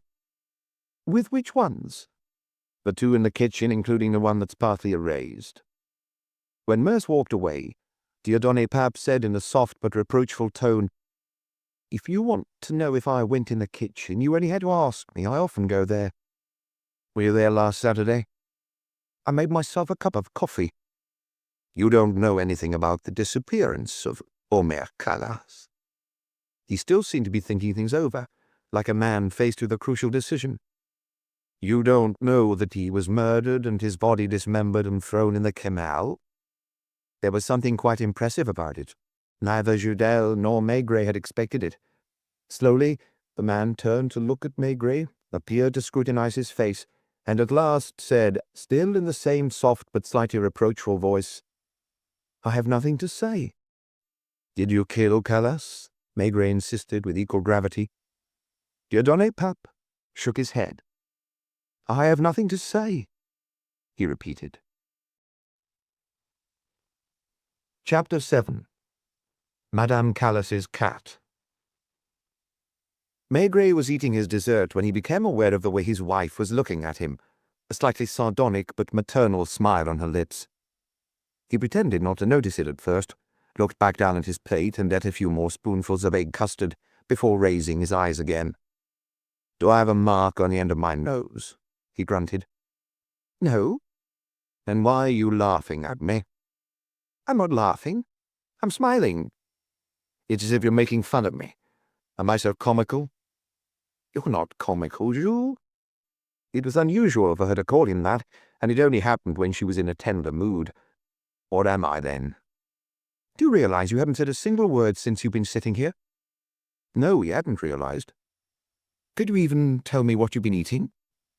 Lamb's kidneys, he replied in an artificially grouchy tone. And before? Soup. What kind of soup? I don't know. Vegetable, I suppose. Is that woman bothering you so much? Most of the time, and it was true of this case too, Madame Maigret knew nothing of the cases her husband dealt with apart from what she read in the newspapers. Do you think she killed him? He shrugged, like a man trying to rid himself of an obsession. I have no idea. Or do you think Dieudonné Pape did it, and she's his accomplice? He felt like telling her that it didn't matter. And indeed, as far as he was concerned, it didn't. What mattered was to understand. The fact was, not only did he not yet understand, the better he knew the people involved, the more in the dark he was. The very reason he had come home for dinner instead of working away at his investigation was to clear his head, to plunge back into everyday life, as if to see the protagonists of the Quai de Valmy drama from another angle. Instead of which, as his wife had remarked teasingly, he hadn't opened his mouth throughout the meal, and had never for a moment stopped thinking about Madame Calas, Pape, or, to a lesser degree, young Antoine. It was unusual for him to feel so far from the solution to a problem or more precisely, for a problem to be posed in such an untechnical way. There aren't many different types of crime. They can usually be put into 3 or 4 broad categories. The crimes of professionals are merely a matter of routine. But a criminal from the Corsican gang should kill a member of the Marseille gang in a bar in Rue de Douai is an almost mathematical problem for the men of the police judiciaire, and can be solved with the help of an established procedure. An attack by 1 or 2 young delinquents on a tobacconist or a bank cashier leads to a manhunt that also has its rules. With a crime of passion, you know immediately where you're going. Last, but not least, with a crime committed for financial gain, one involving an inheritance, a life insurance policy, or some more complicated plan to get hold of the victim's money, you're on safe ground as soon as you've discovered the motive. That was how Judge Maigret saw this case, perhaps because he couldn't admit that the private lives of people belonging to a world different from his, especially the inhabitants of Quai de Valmy, could be at all complicated. If Dieudonné Pape was Madame Callas's lover, then Dieudonné Pape and Madame Callas had got rid of her husband, both to be free and to get their hands on his money. "They've been lovers for more than 10 years, Maigret had retorted. "Why would they have waited all this time?" The judge dismissed the objection with a gesture. Callas might have received a large sum of money from somewhere, or else the lovers had been waiting for the right opportunity. Or else Madame Callas and her husband had quarrelled, and Madame Callas had decided she'd had enough. Or else... What if we discover that apart from his bistro, which isn't worth much, Callas didn't have any money? Then there's still the bistro. Dieudonné had enough of working for Zenith Transport and decided to spend the rest of his days putting his feet up in the warm atmosphere of a little place like that. That was the one objection that had swayed Maigret a little.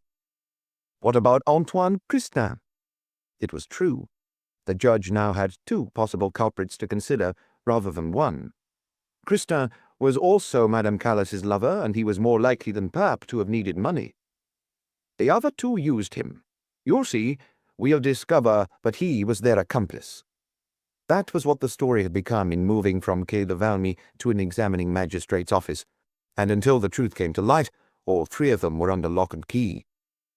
What made Maigret even surlier, even angrier with himself, was that he hadn't tried to resist Camillo, had given in immediately, out of laziness or fear of complications. Ever since the start of his career, he had learned from his elders, then from his own experience, that you should never question a suspect in depth before you've built up a clear picture of the case. An interrogation is not about throwing out hypotheses haphazardly, constantly telling someone he's guilty and hoping that after hammering away at him for a certain number of hours, he'll confess. Even the most short-sighted of suspects has a kind of sixth sense, and can immediately sense if the police are making random accusations or have something solid to go on. Maigret had always preferred to wait. Sometimes in difficult cases, when he didn't feel sure of himself, he actually preferred to leave a suspect at large for as long as was necessary, even if that meant taking a bit of a risk. It had always worked. Contrary to what people might suppose, he liked to say, a suspect feels a kind of relief when he's arrested because now he knows where he stands. He no longer has to wonder if he's being followed, if he's being watched, if he's under suspicion, if a trap is being set for him. He's accused and he defends himself. And now he benefits from the protection of the law. In prison he becomes an almost sacred person, and everything that's done to build up a case against him will have to be done according to a number of specific rules. Aline Callas had been a good example of this. Once in the magistrate's office, she had hardly opened her mouth. Camillo hadn't got anything more from her than from one of the stones transported by the Knoll brothers. "I have nothing to say," she kept saying in a neutral voice, adding when he bombarded her with questions, "You have no right to interrogate me without a lawyer present." "Then tell me the name of your lawyer." "I don't have one." "Here's a list of members of the Paris bar. Choose a name." "I don't know them." "Choose one at random." "I don't have any money." They were forced to appoint a lawyer, which entailed various formalities, and took some time. Camillo had had young Antoine brought in late in the afternoon. Having withstood Lapointe's questioning for hours, he wasn't going to be any more forthcoming with the magistrate. I didn't kill Monsieur Callas. I didn't go to Quai de Valmy on Saturday afternoon. I didn't leave a suitcase in the left luggage office at Gare de l'Est. The man's either lying or mistaken." Meanwhile, his mother was waiting in the corridor of the Police Judiciaire, red-eyed, holding a handkerchief rolled into a ball. Lapointe had spoken to her, and so had Luca. She insisted on waiting, repeating that she wanted to see Detective Chief Inspector Maigret. That often happened with simple people, who assume they won't get anywhere with subordinates and are determined to talk to the boss. Maigret couldn't have seen her at that moment because he was just leaving the bistro on Quai de Valmy with Judel and Dieudonné Pape. "Will you close up and bring the key to headquarters?" he said to Meurs. All three had crossed the footbridge to Quai de Jemappe. Eau de l'Écluse Saint-Martin was not far, in a quiet area behind the Hôpital Saint-Louis that had something of a provincial air about it. Pape hadn't been handcuffed. Maigret had judged that he wasn't the kind of man who'd try to run away. He was calm and dignified, as calm in his way as Madame Callas. He didn't seem so much defeated as sad, with a hint of what looked like resignation. He didn't talk much. He probably never talked much. He answered questions in as few words as possible and occasionally didn't answer at all, merely looking at Maigret with his lavender blue eyes. He lived in an old 5-story building with a comfortable lower-middle-class air to it. As they passed the lodge, the concierge stood up and watched them through the window. They didn't stop, but climbed to the second floor, where Pape opened the door on the left with his key. His apartment consisted of 3 rooms, a dining room, a bedroom, and a kitchen, as well as a kind of junk room that had been turned into a bathroom, and in which Maigret was quite surprised to find a bathtub. Although not modern, the furniture was less old-fashioned than in the Callas house, and everything was remarkably clean. "Do you have a cleaning lady?" Maigret had asked with surprise. "No." "Do you do the cleaning yourself?" Dieudonné Pape couldn't help but smile with satisfaction, proud of his home. "Doesn't the concierge ever come up and lend you a hand?" Beyond the kitchen window hung a well-stocked food safe. "You'll also make your own meals." "Always." Above the chest of drawers in the dining room hung an enlarged photograph of Madame Callas in a gilded frame, so similar to those found in most households that it gave the apartment a cosy, conjugal feel. Remembering that he hadn't found any photographs in the Callas house, Maigret had asked, "How did you get hold of this?" "I took it with my camera and had it enlarged on Boulevard Saint-Martin." The camera was in a drawer in the chest. In a corner of the bathroom was a little table covered in glass tubs and flasks filled with products used for developing. "Do you do a lot of photography?" "Yes, especially landscapes." It was true.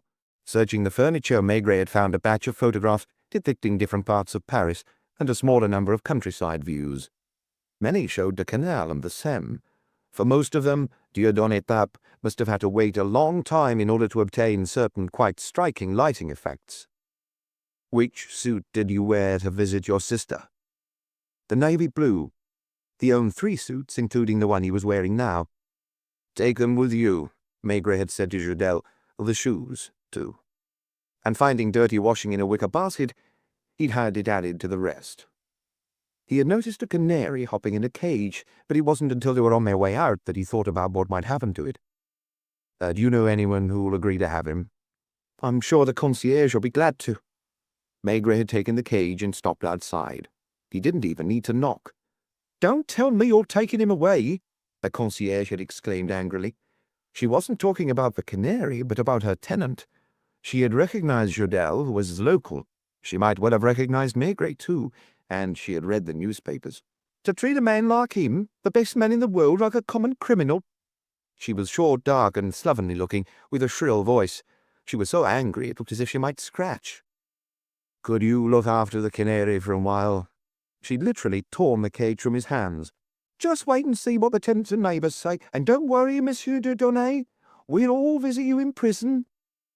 Once past a certain age, working-class women often worship bachelors or widowers like Dieudonné Pape, admiring their well-ordered lives. When the 3 men walked away, she was still on the pavement, weeping and waving goodbye. Maigret had said to Judel, "Take the clothes and shoes to Meurs. He'll know what to do with them. And I want the house on Quai de Valmy kept under surveillance." He was ordering this surveillance for no specific reason, more to avoid any possible reproach in the future than for anything else. Meekly, Dieudonné Pape waited at the curb. Then he fell into step with Maigret, and the two of them walked along the quayside in search of a taxi. In the cab, he said nothing, and Maigret for his part avoided asking any questions. Filling his pipe, he held it out to Pape. "Do you smoke a pipe?" "No." "Cigarettes?" "I don't smoke." He did ask one question, though, one that seemed to have no connection with Callas's death. "Do you drink?" "No." It was a further anomaly. Maigret found it hard to fit that in with everything else. Madame Callas was an alcoholic and had started drinking years ago, probably even before meeting Pape. It's quite rare for someone who has a craving for drink to stand the presence of a teetotaler. Maigret had known couples quite similar to the one formed by Madame Callas and Dieudonné Pape. In every case he could remember, both the man and the woman were big drinkers. He had been pondering all this over dinner, unconsciously, while his wife watched him without his realizing it. He had thought of many other things, too. Antoine's mother, for instance, whom he had found waiting in the corridor of the police judiciaire and admitted to his office. He had already handed Pape over to Lucas with the words, "Tell Camillo he's here. If he asks to see him, take him there. Otherwise, take him to the cells." Without reacting, Pape had followed Lucas into one of the offices, while Maigret walked away with the woman. "I swear to you, Inspector, my son can't possibly have done that. He wouldn't harm a fly. He tries to act tough because that's the fashion with young men these days, but I know him. I know he's only a child." "I believe you, madam." "So, if you believe me, why won't you let me have him back? I promise you I won't let him go out in the evening any more, and I'll stop him seeing women. When I think that woman is almost the same age as me and has no shame about taking up with a boy who's young enough to be her son. I'd sensed for a while that there was something going on when I saw him buying products for his hair, cleaning his teeth twice a day, and even putting on scent. I told myself, is he your only child? Yes, and I take particular care of him because his father died of TB. I've done everything for him, Inspector. If only I could see him, talk to him. Do you think they'll let me? They can't stop a mother from seeing her son, can they?" All he could do was send her to see Camillo. It was a bit cowardly, he knew, but he had no choice. She must have waited on another bench in the corridor upstairs, and Maigret didn't know if the magistrate had finally agreed to see her. Meurs had got back to headquarters just before 6 o'clock and handed over the key to the Callas house, the big old-fashioned key that Maigret now had in his pocket, along with the key to Pape's apartment. "Did Judel let you have the clothes, the shoes, and the linen?" "Yes, I have them in the lab. I assume I should be looking for bloodstains." "That in particular. Tomorrow morning I may send you to his apartment." "I'll come back here and work this evening after I've had a bite to eat. I assume it's urgent." It was always urgent. The more time you take on a case, the less fresh the leads, and the more time people have had to prepare their defense. "Will you call up this evening?" "I don't know. When you leave, drop a note on my desk." Now he stood up from the dining table and filled his pipe like a man who doesn't know what to do with himself, then looked uncertainly at his armchair. "How about giving your mind a rest for just one evening?" Madame Maigret ventured. "Stop thinking about your case, read something, or if you like, let's go to the cinema, and tomorrow morning you'll wake up with a clear head." He gave her a sardonic look. "You want to go to the cinema? There's quite a good film playing at the Moderne." She served him his coffee, and, if he'd had a coin to hand, he would have been tempted to toss it to decide what to do with his evening. Madame Maigret took care not to hurry him, to let him sip at his coffee. He strode up and down the dining room, stopping every now and again to stare at the carpet. "No," he said at last, resolutely. "Are you going out?" "Yes." Before putting on his coat, he poured himself a little glass of sloe gin. "Will you be back late?" "I don't know. It's unlikely." Perhaps because he didn't have the impression that what he was going to do was important enough, he didn't take a taxi, nor did he call Quai des Orfèvres and ask for one of the police cars. He walked to the metro, took a train, and got out at Chateau Landon. The neighborhood had put on its unsettling nighttime face, with shadowy figures hugging the buildings, women motionless at the curb, and murky lighting in the bars that made them look like fish tanks. A man, standing not far from the Callas door, rushed forwards when Maigret stopped, and shone a torch in his face. "Oh, sorry, Inspector, I didn't recognize you in the dark." It was one of Judel's officers.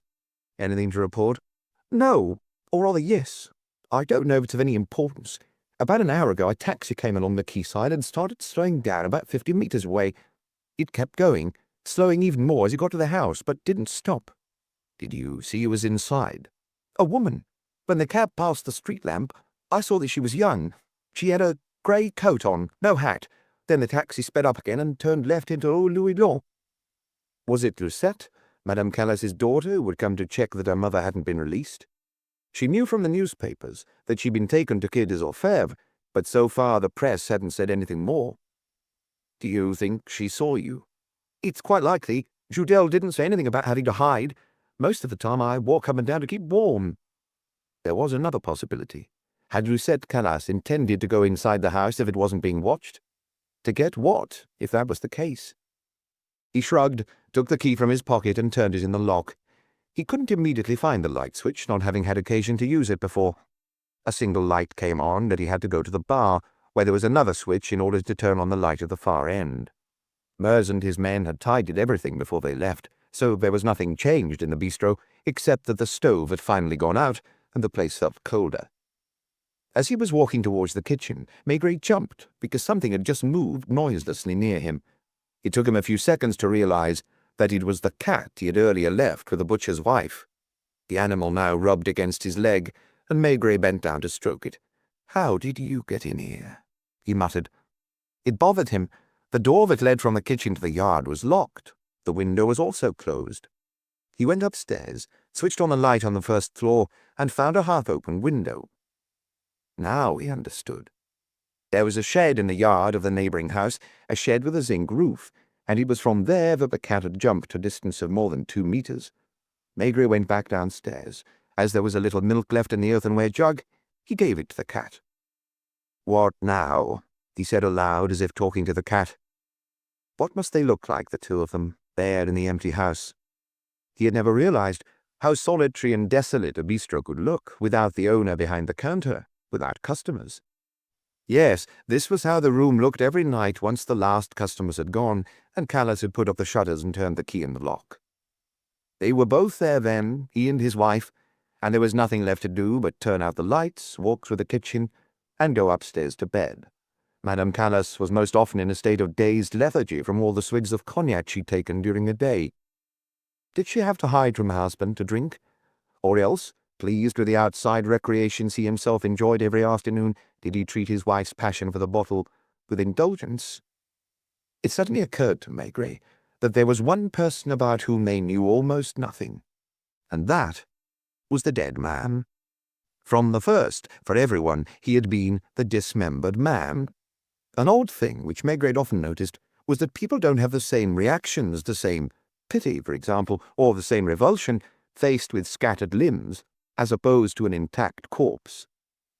It is as if the dead person becomes more anonymous, almost comical, and you're lucky if they don't smile when they talk about it. He hadn't seen Callas's head, which still hadn't been found and might never be found, or a photograph of him. The man was from a peasant background, short and thick-set. Every year he went to buy wine from vineyards around Poitiers. He wore quite thin woolen suits and played billiards in the afternoon somewhere near Gare de l'Est. Apart from his wife, was there a woman in his life? Were there several? Was he unaware of what happened in his own house when he was away? He must have met Pap, and, if he had even the slightest insight, had surely guessed at the relationship that had developed between that man and his wife. Both gave the impression not so much of a couple of lovers, but rather of an already old relationship, people united by a deep, calm feeling founded on mutual understanding and indulgence, that particular tenderness only encountered in couples of a certain age who have a lot to forgive each other for. If he knew that, was he resigned to it? Did he turn a blind eye, or on the contrary, did he quarrel with his wife? What was his reaction to the others, those like young Antoine, who sneaked in and took advantage of Eileen Callas's weakness? Did he know about that, too? Maigret had finally headed for the bar, and his hand hesitated among the bottles of spirits, finally grabbed a bottle of Calvados. It struck him that he mustn't forget to put some money in the till. The cat had gone and sat down near the stove, and instead of falling asleep, was restless, surprised at feeling no warmth. Maigret could understand the relationship between Madame Callas and Pape. He could understand Antoine, too, and the ones who merely passed through. What he didn't understand was Callas and his wife. How and why had they got together, been married, lived together for so many years, and even had a daughter whom they seemed to have lost interest in, as if she had nothing in common with them? There was no photograph to enlighten him, no correspondence, none of those things in a house that make it possible to get an idea of the state of mind of those living in it. He finished his drink and poured himself another. He was in a bad mood. Glass in hand, he went and sat down at the table where he had seen Madame Callas sit, as if it was her usual place. He knocked his pipe against his heel, filled another, lit it, his eyes fixed on the counter, the glasses, the bottles. He wondered now if he wasn't in the process of finding the answer to his question, or at least part of his question. When it came down to it, what did the house consist of? A kitchen where nobody ate because the couple had their meals at the table at the far end of the bistro, and a bedroom where they did nothing but sleep. Whether it was Callas or his wife, it was here that they lived, in the bistro, which for them was what the dining room or living room is in an ordinary household. When the couple had arrived in Paris, hadn't they almost immediately settled on Quai de Valmy, never to move from it? Maigret even had the impression that this, too, shed a new light on the relationship between Madame Callas and Dieudonné Pape, and he smiled. It was still quite vague, and he would have been unable to express his thoughts in clear sentences. All the same, he was losing the sluggishness that had been affecting him for the last few hours. Finishing his drink, he went to the phone booth and dialed the number of the cells. "Detective Chief Inspector Maigret here. Who am I speaking to?" "Joyce. How's your new customer?" "Yes, the Callas woman, as you call her. What?" "And what did you do?" He felt sorry for her. She had called the guard twice. Both times she had tried to persuade him to bring her a little brandy, promising to pay him any amount of money. It hadn't occurred to Maigret how much she would suffer from being deprived of it. No, of course not. He couldn't tell Joris to give her some in spite of the regulations. Maybe he would bring her some himself tomorrow morning, or give her some in his office. "I'd like you to look in the papers that were taken from her. Her identity card must be there. I know she comes from somewhere near Gien, but I can't remember the name of the village." He had to wait quite a long time. "What?" "Boissoncourt. Near Saint-Andre. Boissoncourt with an A. Thanks, my friend. Good night. Don't be too hard on her." He called directory inquiries and gave his name. "Would you be so kind, mademoiselle, as to find me Boissoncourt near Saint-Andre, between Montargis and Gien, and read me out the list of subscribers?"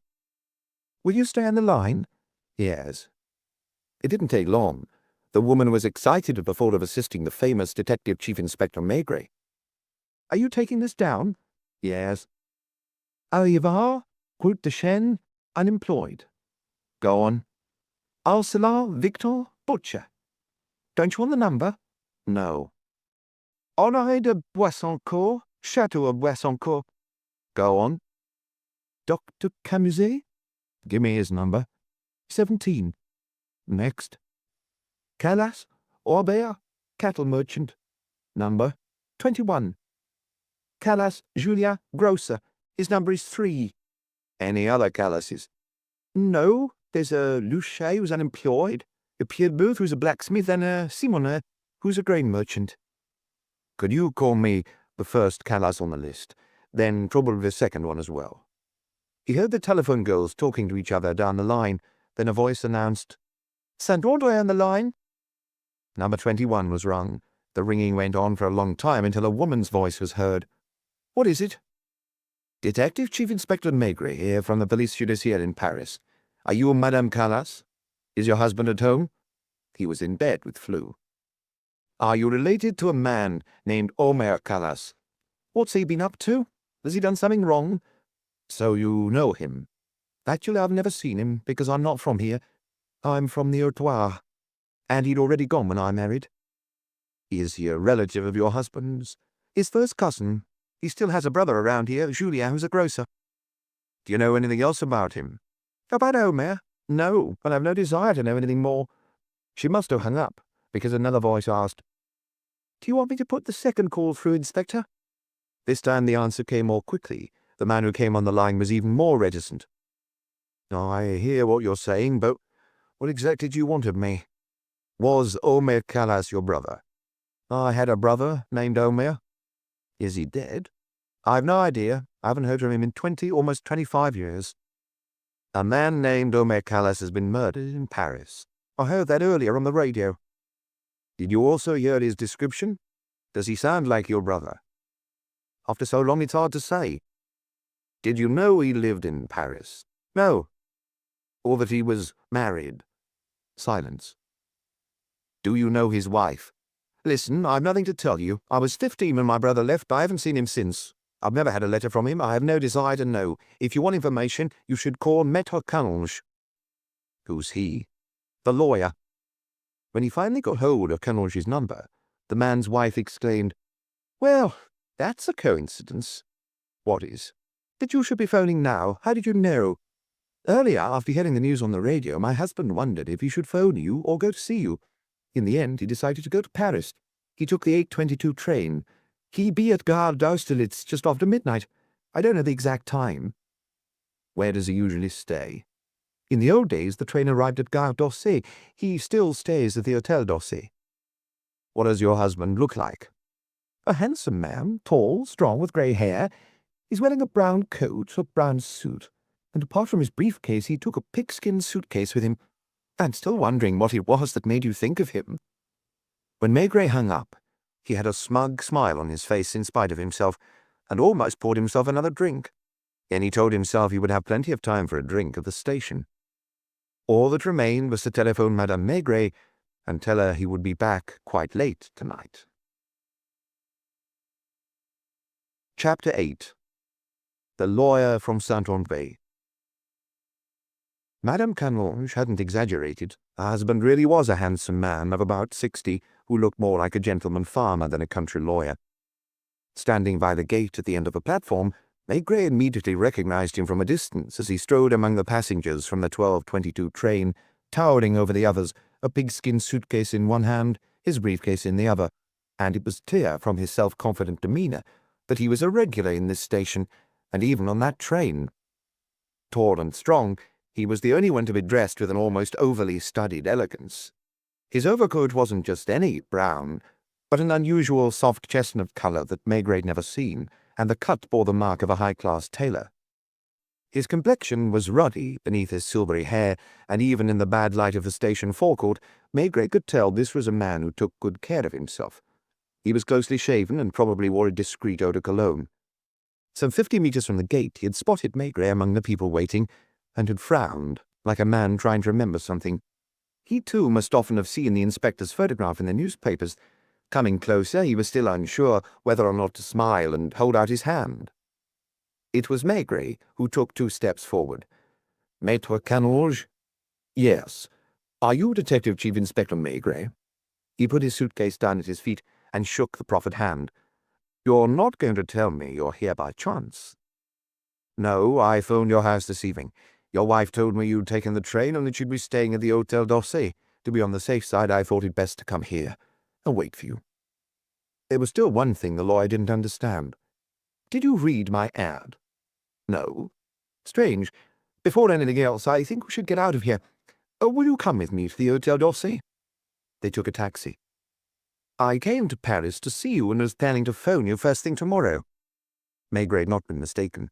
His companion gave off a slight aroma of eau de cologne and good cigars. "Have you put Madame Callas in prison?" "Judge Camelier has signed an arrest warrant." "It's a remarkable story." They drove along the river. A few minutes later they pulled up outside the Hôtel d'Orsay, where the doorman greeted the lawyer like an old guest. "I don't suppose the restaurant's still open, Alfred?" "No, Monsieur Canonge." "Before the war, when all the Paris-Orléans trains arrived here," Canonge explained to Maigret, who knew it perfectly well, "the station restaurant stayed open all night. It was practical. I don't suppose you really want to talk in a hotel room, do you? How about going for a drink somewhere?" They had to walk quite some way along Boulevard Saint-Germain to find a brasserie still open. "What are you drinking, Inspector?" "A beer." "Could you bring me your finest brandy, waiter?" Both of them, having taken off their coats and hats, sat down in the banquette. While Maigret lit his pipe, Canonge cut the end off his cigar with a silver pocket-knife. I don't suppose you've ever been to Saint-André? No, never. It's off the main road, and there's nothing to attract tourists.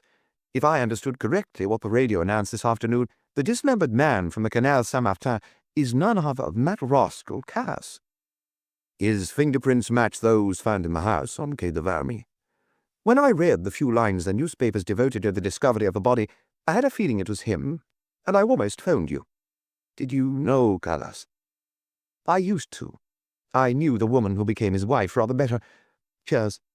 What I'm wondering now is where to begin. It's a more complicated story than you might think. Has Aline Callas mentioned me?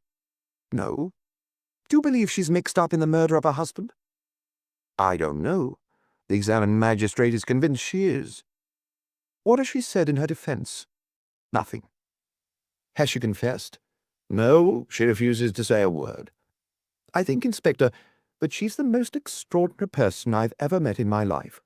And yet the countryside is full of eccentric characters, I can assure you. He must have been used to being listened to, and he clearly liked the sound of his own voice. He held his cigar between his well-tended fingers, in a pose that must have been personal to him, one that displayed his gold signet ring. I'd better begin at the beginning. Obviously, you've never heard of Honoré de Boissancourt. Maigret shook his head. He is, or rather he was, until a month ago, the richest man in our region. Apart from the Chateau of Boissancourt, he owned about 15 farms, comprising 2,000 hectares in all, plus a good 1,000 hectares of woods and 2 lakes. If you're familiar with the provinces, you probably get the idea. I was born in the country. Not only had Maigret been born in the country, but his father had been the manager of a similar estate. Now, it's useful for you to know who this Boissancourt was. For that, I have to go back to his grandfather, whom my father, who was also a lawyer in Saint-André, already knew. His name wasn't Boissancourt, but Dupré, Christophe Dupré. The son of a tenant farmer, he first established himself as a cattle merchant, and was tough and crafty enough to quit their massive fortune. I suppose you know that kind of man, too. Listening to him, Maigret felt somewhat as if he was reliving his own childhood. In the region he came from, there had been someone like Christophe Dupré, who had become one of the richest men in the country, and whose son was now a senator. After a while, Dupré started buying and selling corn. His speculating made him a lot of money.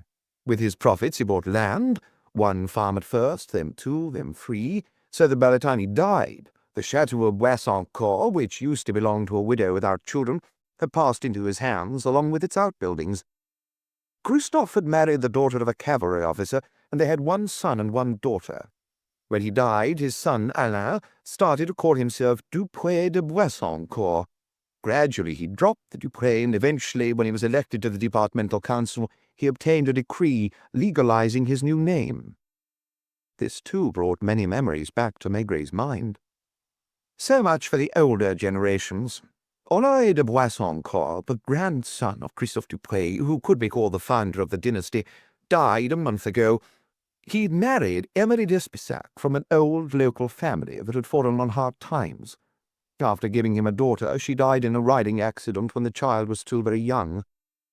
I knew her well, a charming woman, who bore her own ugliness with melancholy, and who had let herself be sacrificed by her parents without protest. It was claimed that Boissancourt gave them $1 million to buy her, so to speak. As the family lawyer, I can tell you the figure is exaggerated, but it's true all the same. That old Comtesse d'Espessac received a large sum the day the contract was signed. What kind of man was the last Boissancourt? I'm getting to that. I was his lawyer. For years I dined at the chateau once a week, and I've always hunted on his lands, so I knew him well. First of all, he had a club foot, which may partly explain why he was so gloomy and touchy. No doubt the fact that everybody knew the history of his family and most of the chateaux in the region were closed to him didn't help to make him any more sociable. His whole life he had the impression that people despised him and were conspiring to rob him, so he was always on the defensive in anticipation of being attacked. He took over a turret in the chateau and turned it into a kind of study, where for days on end he'd go over the accounts, not only those of his tenant farmers and gamekeepers, but every one of his suppliers, correcting the butchers' and grocers' figures in red ink. He'd often go down to the kitchen when the servants were having their meals to make sure they weren't being served expensive dishes. I don't suppose there's anything wrong in my betraying what were professional confidences between us. Anyone in Saint-Andre could tell you the same thing. Is Madame Callas his daughter? You guessed it. And Omer Callas? He worked at the chateau for 4 years as a manservant. He was the son of an alcoholic day labourer who didn't amount to much. This all goes back 25 years. He signalled to a passing waiter and said to Maigret, "This time, will you have a brandy with me? 2 brandies, waiter." Obviously, he went on as soon as he turned back to Maigret, you couldn't have surmised all this just from visiting the bistrot on Quai de Vermy. That wasn't entirely correct, and Maigret wasn't in the least surprised by what he was learning.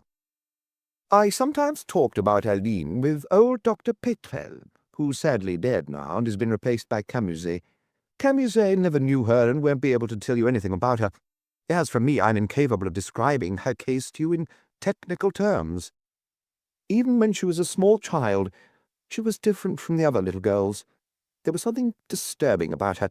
She never played with anyone else, didn't go to school either, because her father was determined for her to have a private tutor. She didn't have just one, but a dozen at least, because the child saw to it that she made life impossible for them. Did she hold her father responsible for the fact that she led an existence different from other people? Or was it much more complicated than that, as Pétrel claimed? I have no idea. Most girls, it seems, love their fathers, sometimes to an exaggerated extent. I have no experience of that because my wife and I don't have children. Can that kind of love turn to hate? Be that as it may, she seemed to take a delight in being the bane of Boissoncourt's life. At the age of 12, she was caught trying to set fire to the chateau. Fire was her obsession for quite a while, and they were forced to keep a close eye on her. Then there was Omer, who was 5 or 6 years older than her, and was then what the peasants call a strapping lad, sturdy, tough, with an insolent gleam in his eye as soon as his employer had his back turned. "Did you see what happened between them?" Maigret asked, looking absently around the almost empty brasserie where the waiters were waiting for the last customers to leave. "Not at the time. Again, it was Pétrel who told me this. According to him, she must have started taking an interest in Omer when she was no more than 13 or 14. That happens to other girls that age, but it usually stays quite vague and more or less platonic. Was it any different with her? Did Callas, who wasn't exactly scrupulous, take advantage more than men usually do in such cases? Whatever the truth of it, Pétrel was convinced that they conducted a dubious relationship over a long period of time. He put it down largely to Eileen's need to defy her father, yet to disappoint him. It's possible. It's not my field. The only reason I'm going into all these details is to make the rest more comprehensible. One day, when she wasn't yet 17, she went to see the doctor in secret and asked to be examined. He confirmed that she was pregnant. How did she take it? Maigret asked. Pétrel told me she looked him straight in the face and said between her teeth, "All the better." What you should know is that in the meantime Callas had married the butcher's daughter because she was pregnant too, and she'd given him a child a few weeks earlier. He was still working as a manservant at the chateau because he had no other trade, and his wife was living with her parents. One Sunday, the village learned that Aline de Boissoncourt and Omer Callas had disappeared. According to the servants, there'd been a dramatic scene the previous evening between the girl and her father. For more than 2 hours they'd been heard arguing loudly in the small drawing-room. To the best of my knowledge, Boissoncourt never tried to find his daughter, and as far as I know, she never wrote to him either. As for Callas's first wife, she became a depressive. She survived for another 3 years until she was found swinging from a tree in the orchard. The waiters had piled up the chairs on most of the tables, and one of them was looking at Maigret and Canonge and holding a big silver watch in his hand. "I think we ought to let them close," Maigret said. Canonge insisted on paying for the drinks, and they left. The night was cool, the sky starry, and they walked for a while in silence. It was Canonge who said, "Maybe we could find another place open for one last drink." Each deep in his own thoughts, they walked along much of Boulevard Raspail until they spotted a little nightclub in Montparnasse. The lights outside were blue, and music could be heard wafting out from inside. "Shall we go in?" Instead of letting themselves be led to a table, they sat down at the bar where 2 girls were hard at work on a fat man who was more than half drunk. "Same again?" Canonge asked, taking another cigar from his pocket. A few couples were dancing. 2 girls left the other end of the room and came and sat down next to them, but Maigret gestured them away, and they didn't insist. "There are still calasses in Boissoncourt and Saint-André," Canonge said. "I know, a cattle merchant and a grocer." Canonge gave a little laugh. It would be funny if the cattle merchant became rich enough in his turn to buy the chateau and the land. One of the calasses is Omer's brother, the other his cousin. He also has a sister who married a gendarme in Gien. When Boissoncourt had a brain hemorrhage a month ago, just as he was sitting down to eat, I went to see all 3 of them to find out if they'd heard from Omer. Hold on," Maigret cut in. "Didn't Boissoncourt disown his daughter?" "Everyone in the area was convinced he had. People were wondering who was going to inherit the property, because in a village like that, everyone more or less depends on the chateau." "I assume you knew?" "No. In his last years, Boissoncourt made several wills, all of them different, and never gave them to me for safekeeping. He must have torn them up one by one, because none of them were found." "In other words, his daughter inherits his property?" "Automatically." "So you put an ad in the newspapers?" "Yes, as is usual in such cases. I couldn't put the name Calas in it, since I didn't know if they were married. Not many people read those kinds of ads. I didn't think it'd lead to anything." He had finished his brandy, and was looking at the barman in a particular way. If his train had had a restaurant car, he must have already had 2 or 3 drinks before arriving in Paris, because his face was red and his eyes glistened. "Same again, Inspector." Could it be that Maigret, too, had drunk more than he thought? He didn't say no. He felt fine, physically and mentally. He even had the impression that he was endowed with a sixth sense that allowed him to enter the skin of the people being talked about. Would he have been capable of reconstructing the story without Canonge's help? He hadn't been so far from the truth a few hours earlier, which was proved by the fact that he had thought of phoning Saint-André. If he hadn't guessed everything, the idea he had got of Madame Calas nevertheless matched the one he might have of her now that he knew. "She started drinking," he murmured with a sudden desire to talk in his turn. "I know. I saw her." "When?" "Last week." On this point, too, he had sensed the truth, but Canonge wouldn't let him speak. In Saint-André, he probably wasn't used to being interrupted. "Let me take things in the order they happened, Inspector. Don't forget I'm a lawyer, and lawyers are meticulous people." That made him laugh, and the girl sitting 2 stools away from him took advantage to ask him, "Can I order a drink, too?" "If you wish, my dear, provided you don't butt into our conversation. It's more important than you might think." Smugly he turned to Maigret. "Anyway, for 3 weeks my ad produced no results, apart from a few letters from crazy women. In the end, it wasn't the ad that led me to Eileen, but pure chance. A week ago, a hunting rifle I'd sent to Paris to be repaired was returned to me by express service. I was at home when it was delivered, and so I was the one who opened the door to the lorry driver." "A lorry from Zenith Transport?" "You know that." "That's right. I offered the driver a glass of wine, as is the custom in the country. The Calas grocery is just opposite my house on the church square. As he was having his drink, the man looked through the window and said, 'I wonder if that's the same family that owns the bistro on Quai de Vermy.'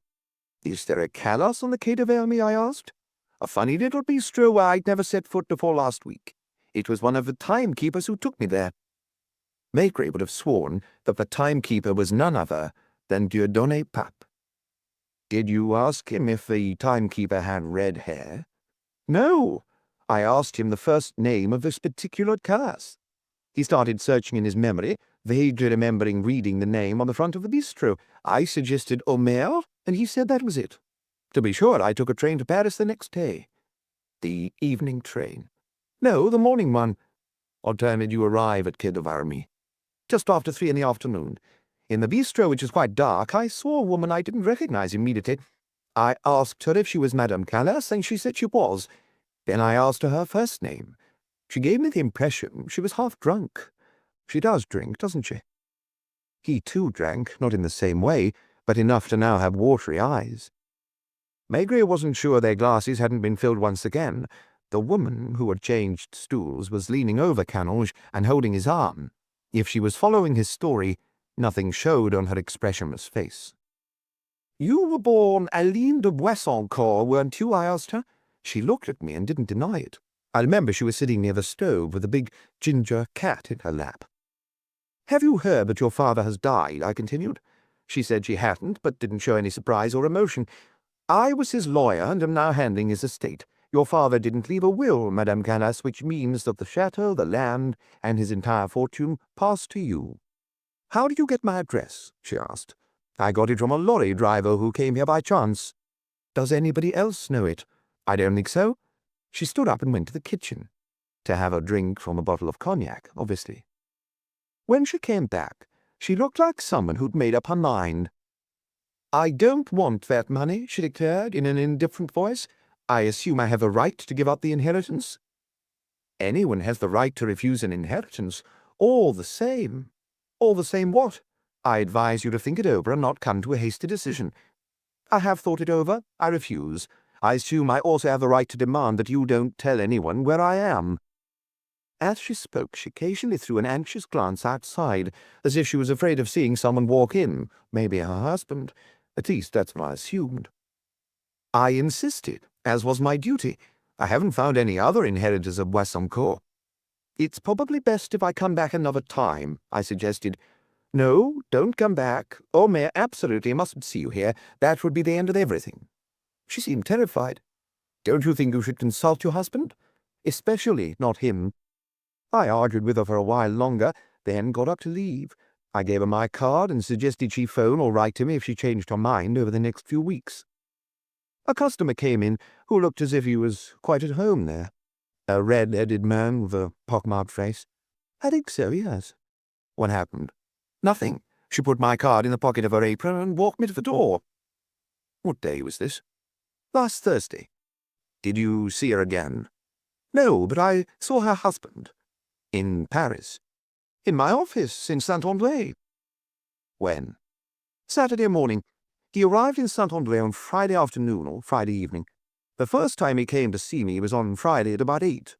I was at the doctor's house playing bridge, and the maid told him to come back the next day." "Did you recognize him?" "Yes, even though he put on weight. He must have been staying at the village inn, where of course he'd heard about Boissoncourt's death. He must also have been told that his wife would inherit the family fortune. It didn't take him long to throw his weight around, claiming that as the husband he was entitled to accept the inheritance on behalf of his wife. They married without a contract, in other words, under the convention of common assets."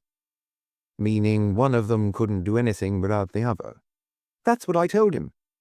"Did you have the impression that he'd had a conversation with his wife about this?" "No. At first he didn't even know she'd refused the inheritance. He seemed to think she'd got hold of it without his knowledge. I won't tell him the whole conversation. It would take too long. I think his wife must have left my cards lying about, probably forgetting I'd given it to her, and he'd found it. What could have brought a lawyer from Saint-André to Quai de Valmy, unless it was something to do with the Boissoncourt inheritance? It was only gradually, in my house, that he discovered the truth. He left in a rage, telling me that I'd be hearing from him, and slamming the door." "Did you see him again?" "No, and I didn't hear from him either. This happened on Saturday morning, and he took the bus to Montargis, where he caught the train for Paris." "Which train would that have been?" "Probably the one that gets into the Gare d'Austerlitz just after 3. That meant he had got home about 4, a little earlier if he'd taken a taxi. When I read that parts of a dismembered body had been found in the Canal Saint-Martin, on Quai de Valmy to be precise, I admit I was struck by the coincidence. As I told you earlier, I almost phoned you. Then I told myself you might laugh at me. It was only when I heard the name Callas on the radio this afternoon that I made up my mind to come and see you." "May I?" the girl next to him asked, pointing to her empty glass. "Yes, of course, my dear. What do you think of that, Inspector?" That word was enough for the girl to let go of his arm. "I'm not surprised," murmured Maigret, whose head was starting to feel heavy. "Admit you never suspected a story like this. It's only in the country that you encounter such bizarre characters. And even I confess—" Maigret wasn't listening to him. He was thinking about Aline Callas, who had at last become a complete person in his mind. He could even imagine her as a little girl. And this person didn't surprise him. He would have been hard put to explain it in words, especially to a man like Judge Camillo. and he fully expected the latter's incredulous reaction the next day. "The fact is," Camillia would reply, "she committed a murder with the complicity of her lover. Omer Callas was dead, and he obviously hadn't killed himself.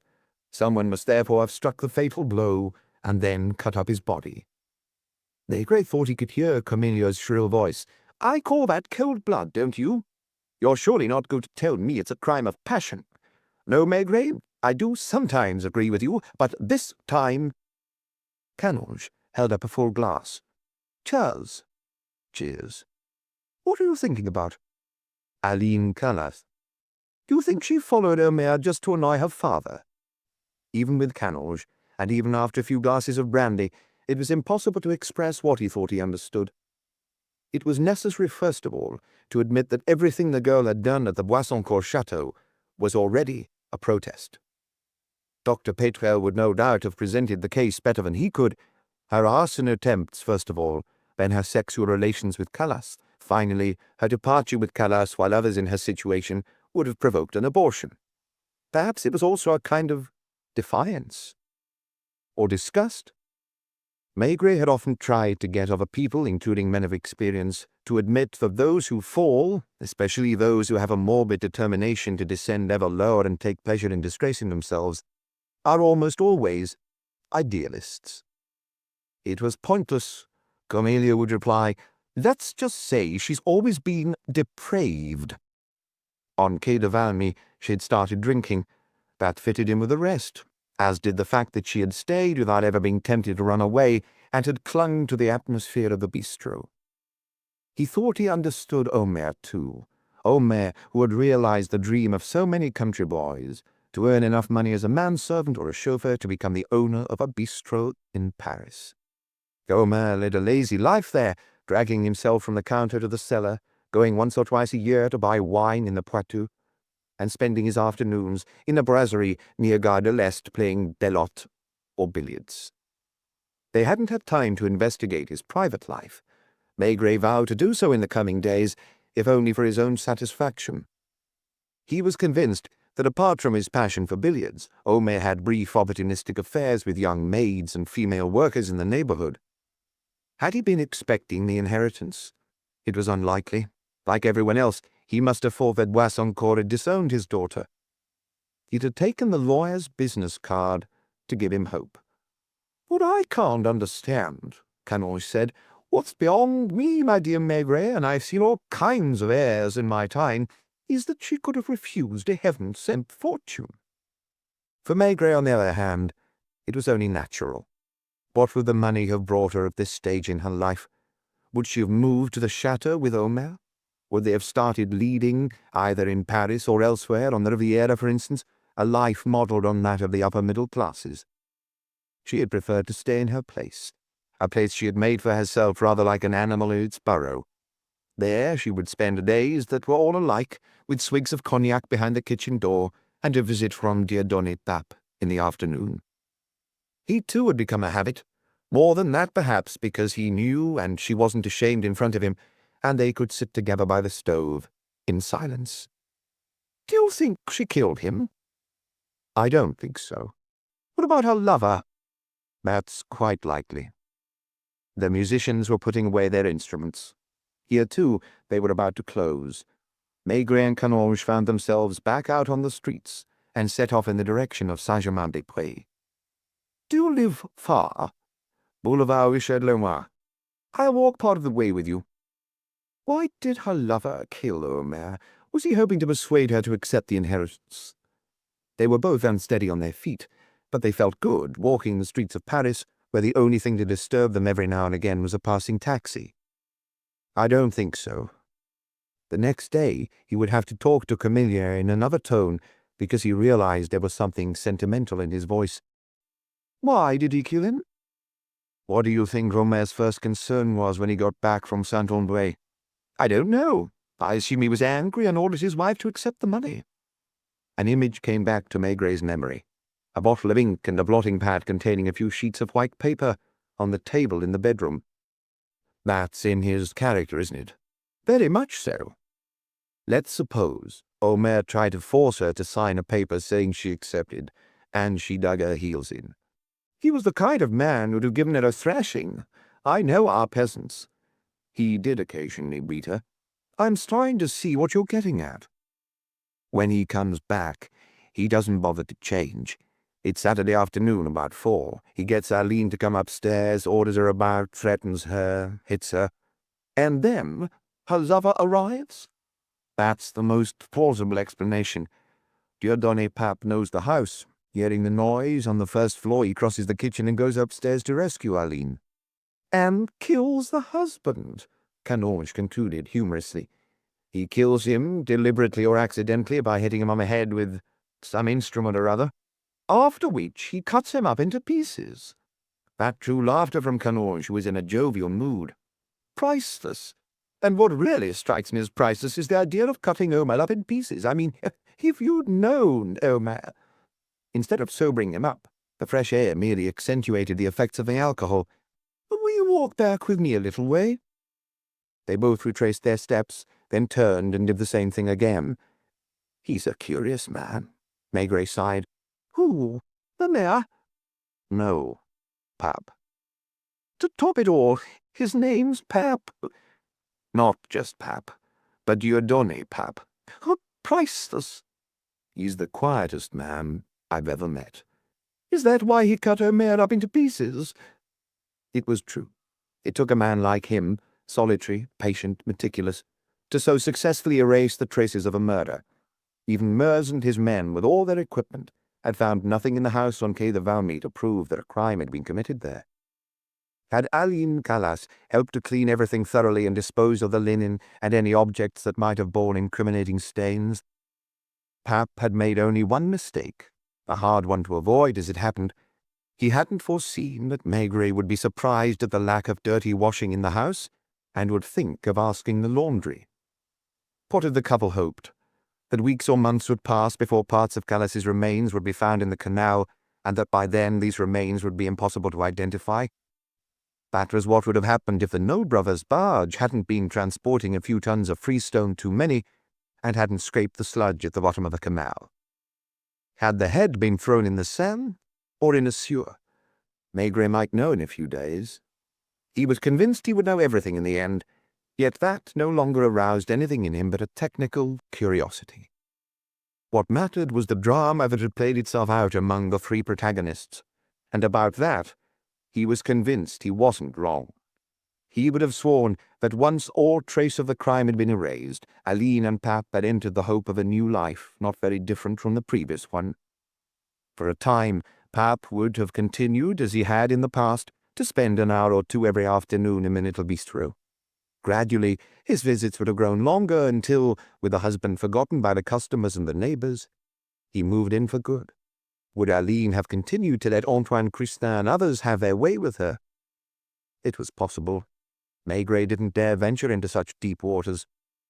"This time, I say good night." "May I phone you tomorrow at the hotel? I'll need you for a certain number of formalities." "You won't need to phone. I'll be at your office at 9 o'clock. Of course, at 9 o'clock, Canonge hadn't arrived, and Maigret had forgotten that he had promised to be there. He himself didn't feel too lively, and it was with a sense of guilt that he'd opened his eyes when his wife, after putting his coffee down on the bedside table, had touched his shoulder. She had an odd smile, more maternal than usual, and quite tender. "How do you feel?" He couldn't remember ever having such a bad headache on waking, which meant that he had drunk a lot. He had seldom come home drunk, and what most annoyed him was that he hadn't been aware of drinking. It had happened gradually, one glass after another. "Do you remember everything you told me last night about Aline Calas?" He preferred not to remember, because he had the impression he had become more and more sentimental. "You sounded as if you were in love with her. If I were a jealous woman—" He blushed, and she hastened to reassure him. "I'm joking. Are you going to tell all this to Camillo?" So he told her about Camillo, too. That was indeed what remained for him to do. Only he wouldn't talk to him in the same terms. "Anything new, Lapointe?" "Nothing, Chief." "Can you put an ad in this afternoon's newspapers asking the young man someone asked to deposit his suitcase at Gare de l'Est on Sunday to make himself known to the police. "Wasn't it, Antoine?" "I'm convinced it wasn't. Pap wouldn't have asked someone who was a regular. The man at the left luggage office says he saw a young man about the same age as Antoine wearing a leather jacket. There are plenty of people around here who answer that description." "Do you have any evidence against Pap?" "He'll confess." "Are you going to interrogate them?" "I think at this point in the investigation, Maigret will want to deal with that himself. It has become easy. It is no longer a question of asking questions haphazardly, fishing as they called it at headquarters. Maigret wasn't even sure he was all that determined to force a confession out of Aline Calas and Dieudonné. They would both struggle to the end until they could no longer keep silent. He spent more than an hour upstairs in the magistrate's office. From there he called Maître Canonge, who must have woken with a start when the telephone rang. Who is it?" he asked, in such a strange way that Maigret smiled. "Detective Chief Inspector Maigret." What time is it?" 10:30. "Judge Camilio, the examining magistrate in charge of the Calas case, would like to see you in his office as soon as possible." "Tell him I'll be right there. Shall I bring the Boisson Court papers?" "If you like. I hope you didn't get to bed too late because of me." Canonge must have gone to bed even later. God alone knew where he had wandered when Maigret left him. At the end of the line, the inspector heard a woman's voice ask lazily, "What time is it?" Maigret went back down to his office. "Is he going to interrogate them?" Lapointe asked. "Yes." "Starting with a woman?" "I advised him to start with Pap." "Will he come clean more easily?" "Yes, especially if, as I assume, he's the one who struck the fatal blow." "Are you going out?" "I have something to find out at the Hôtel Dieu." It was only a point of detail. He had to wait for the end of an operation in progress to see Lucette Calas. "I suppose you read in the newspapers about your father's death and your mother's arrest?" "Something like that was bound to happen." "When you went to see her the last time, was it to ask her for money?" "No." "Why, then?" "To tell her I'm going to marry Professor Laveau as soon as he gets his divorce. He may be curious to meet my parents, and I would have liked her to be presentable." "You didn't know that Boissoncourt was dead?" "Who's he?" Her surprise was genuine. "Your grandfather," he added in a neutral tone as if announcing some unimportant news. "Unless she's convicted of murder, your mother inherits a chateau, 18 farms, and I don't know how many millions." "Are you sure?" "You can see Maître Canonge, the lawyer who's handling the estate. He's staying at the Hôtel d'Orsay." "Will he be there all day?" "I assume so." She didn't ask him what would happen to her mother, and he left her, shrugging his shoulders. Maigret didn't have lunch that day because he wasn't hungry, but 2 glasses of beer more or less settled his stomach. He spent the whole afternoon shut up in his office. He had put the keys to the bistro and Pap's apartment down on a desk in front of him, and he seemed to take a wicked pleasure in polishing off the bureaucratic chores he usually hated. Whenever the telephone rang, he would pick it up more briskly than usual, but it wasn't until a few minutes after 5 o'clock that he recognized Camillia's voice at the other end of the line. "Maigret." "Yes." The judge could hardly contain a quiver of triumph. "I was right to have them arrested?" "All 3 of them?" "No, I've just released young Antoine." "Have the others confessed?" "Yes." "Everything?" "Everything we assumed. I had the good idea of starting with a man. When I'd finished giving a detailed account of what must have happened, he didn't deny any of it." "What about the woman?" "Pap repeated his confession in her presence. There was no way she could deny it." "Did she add anything?" "As she left my office, she simply asked me if you'd taken care of her cat." "What did you tell her?" "That you had other things to do." For the rest of his life, Maigret would resent Judge Camillo for that remark.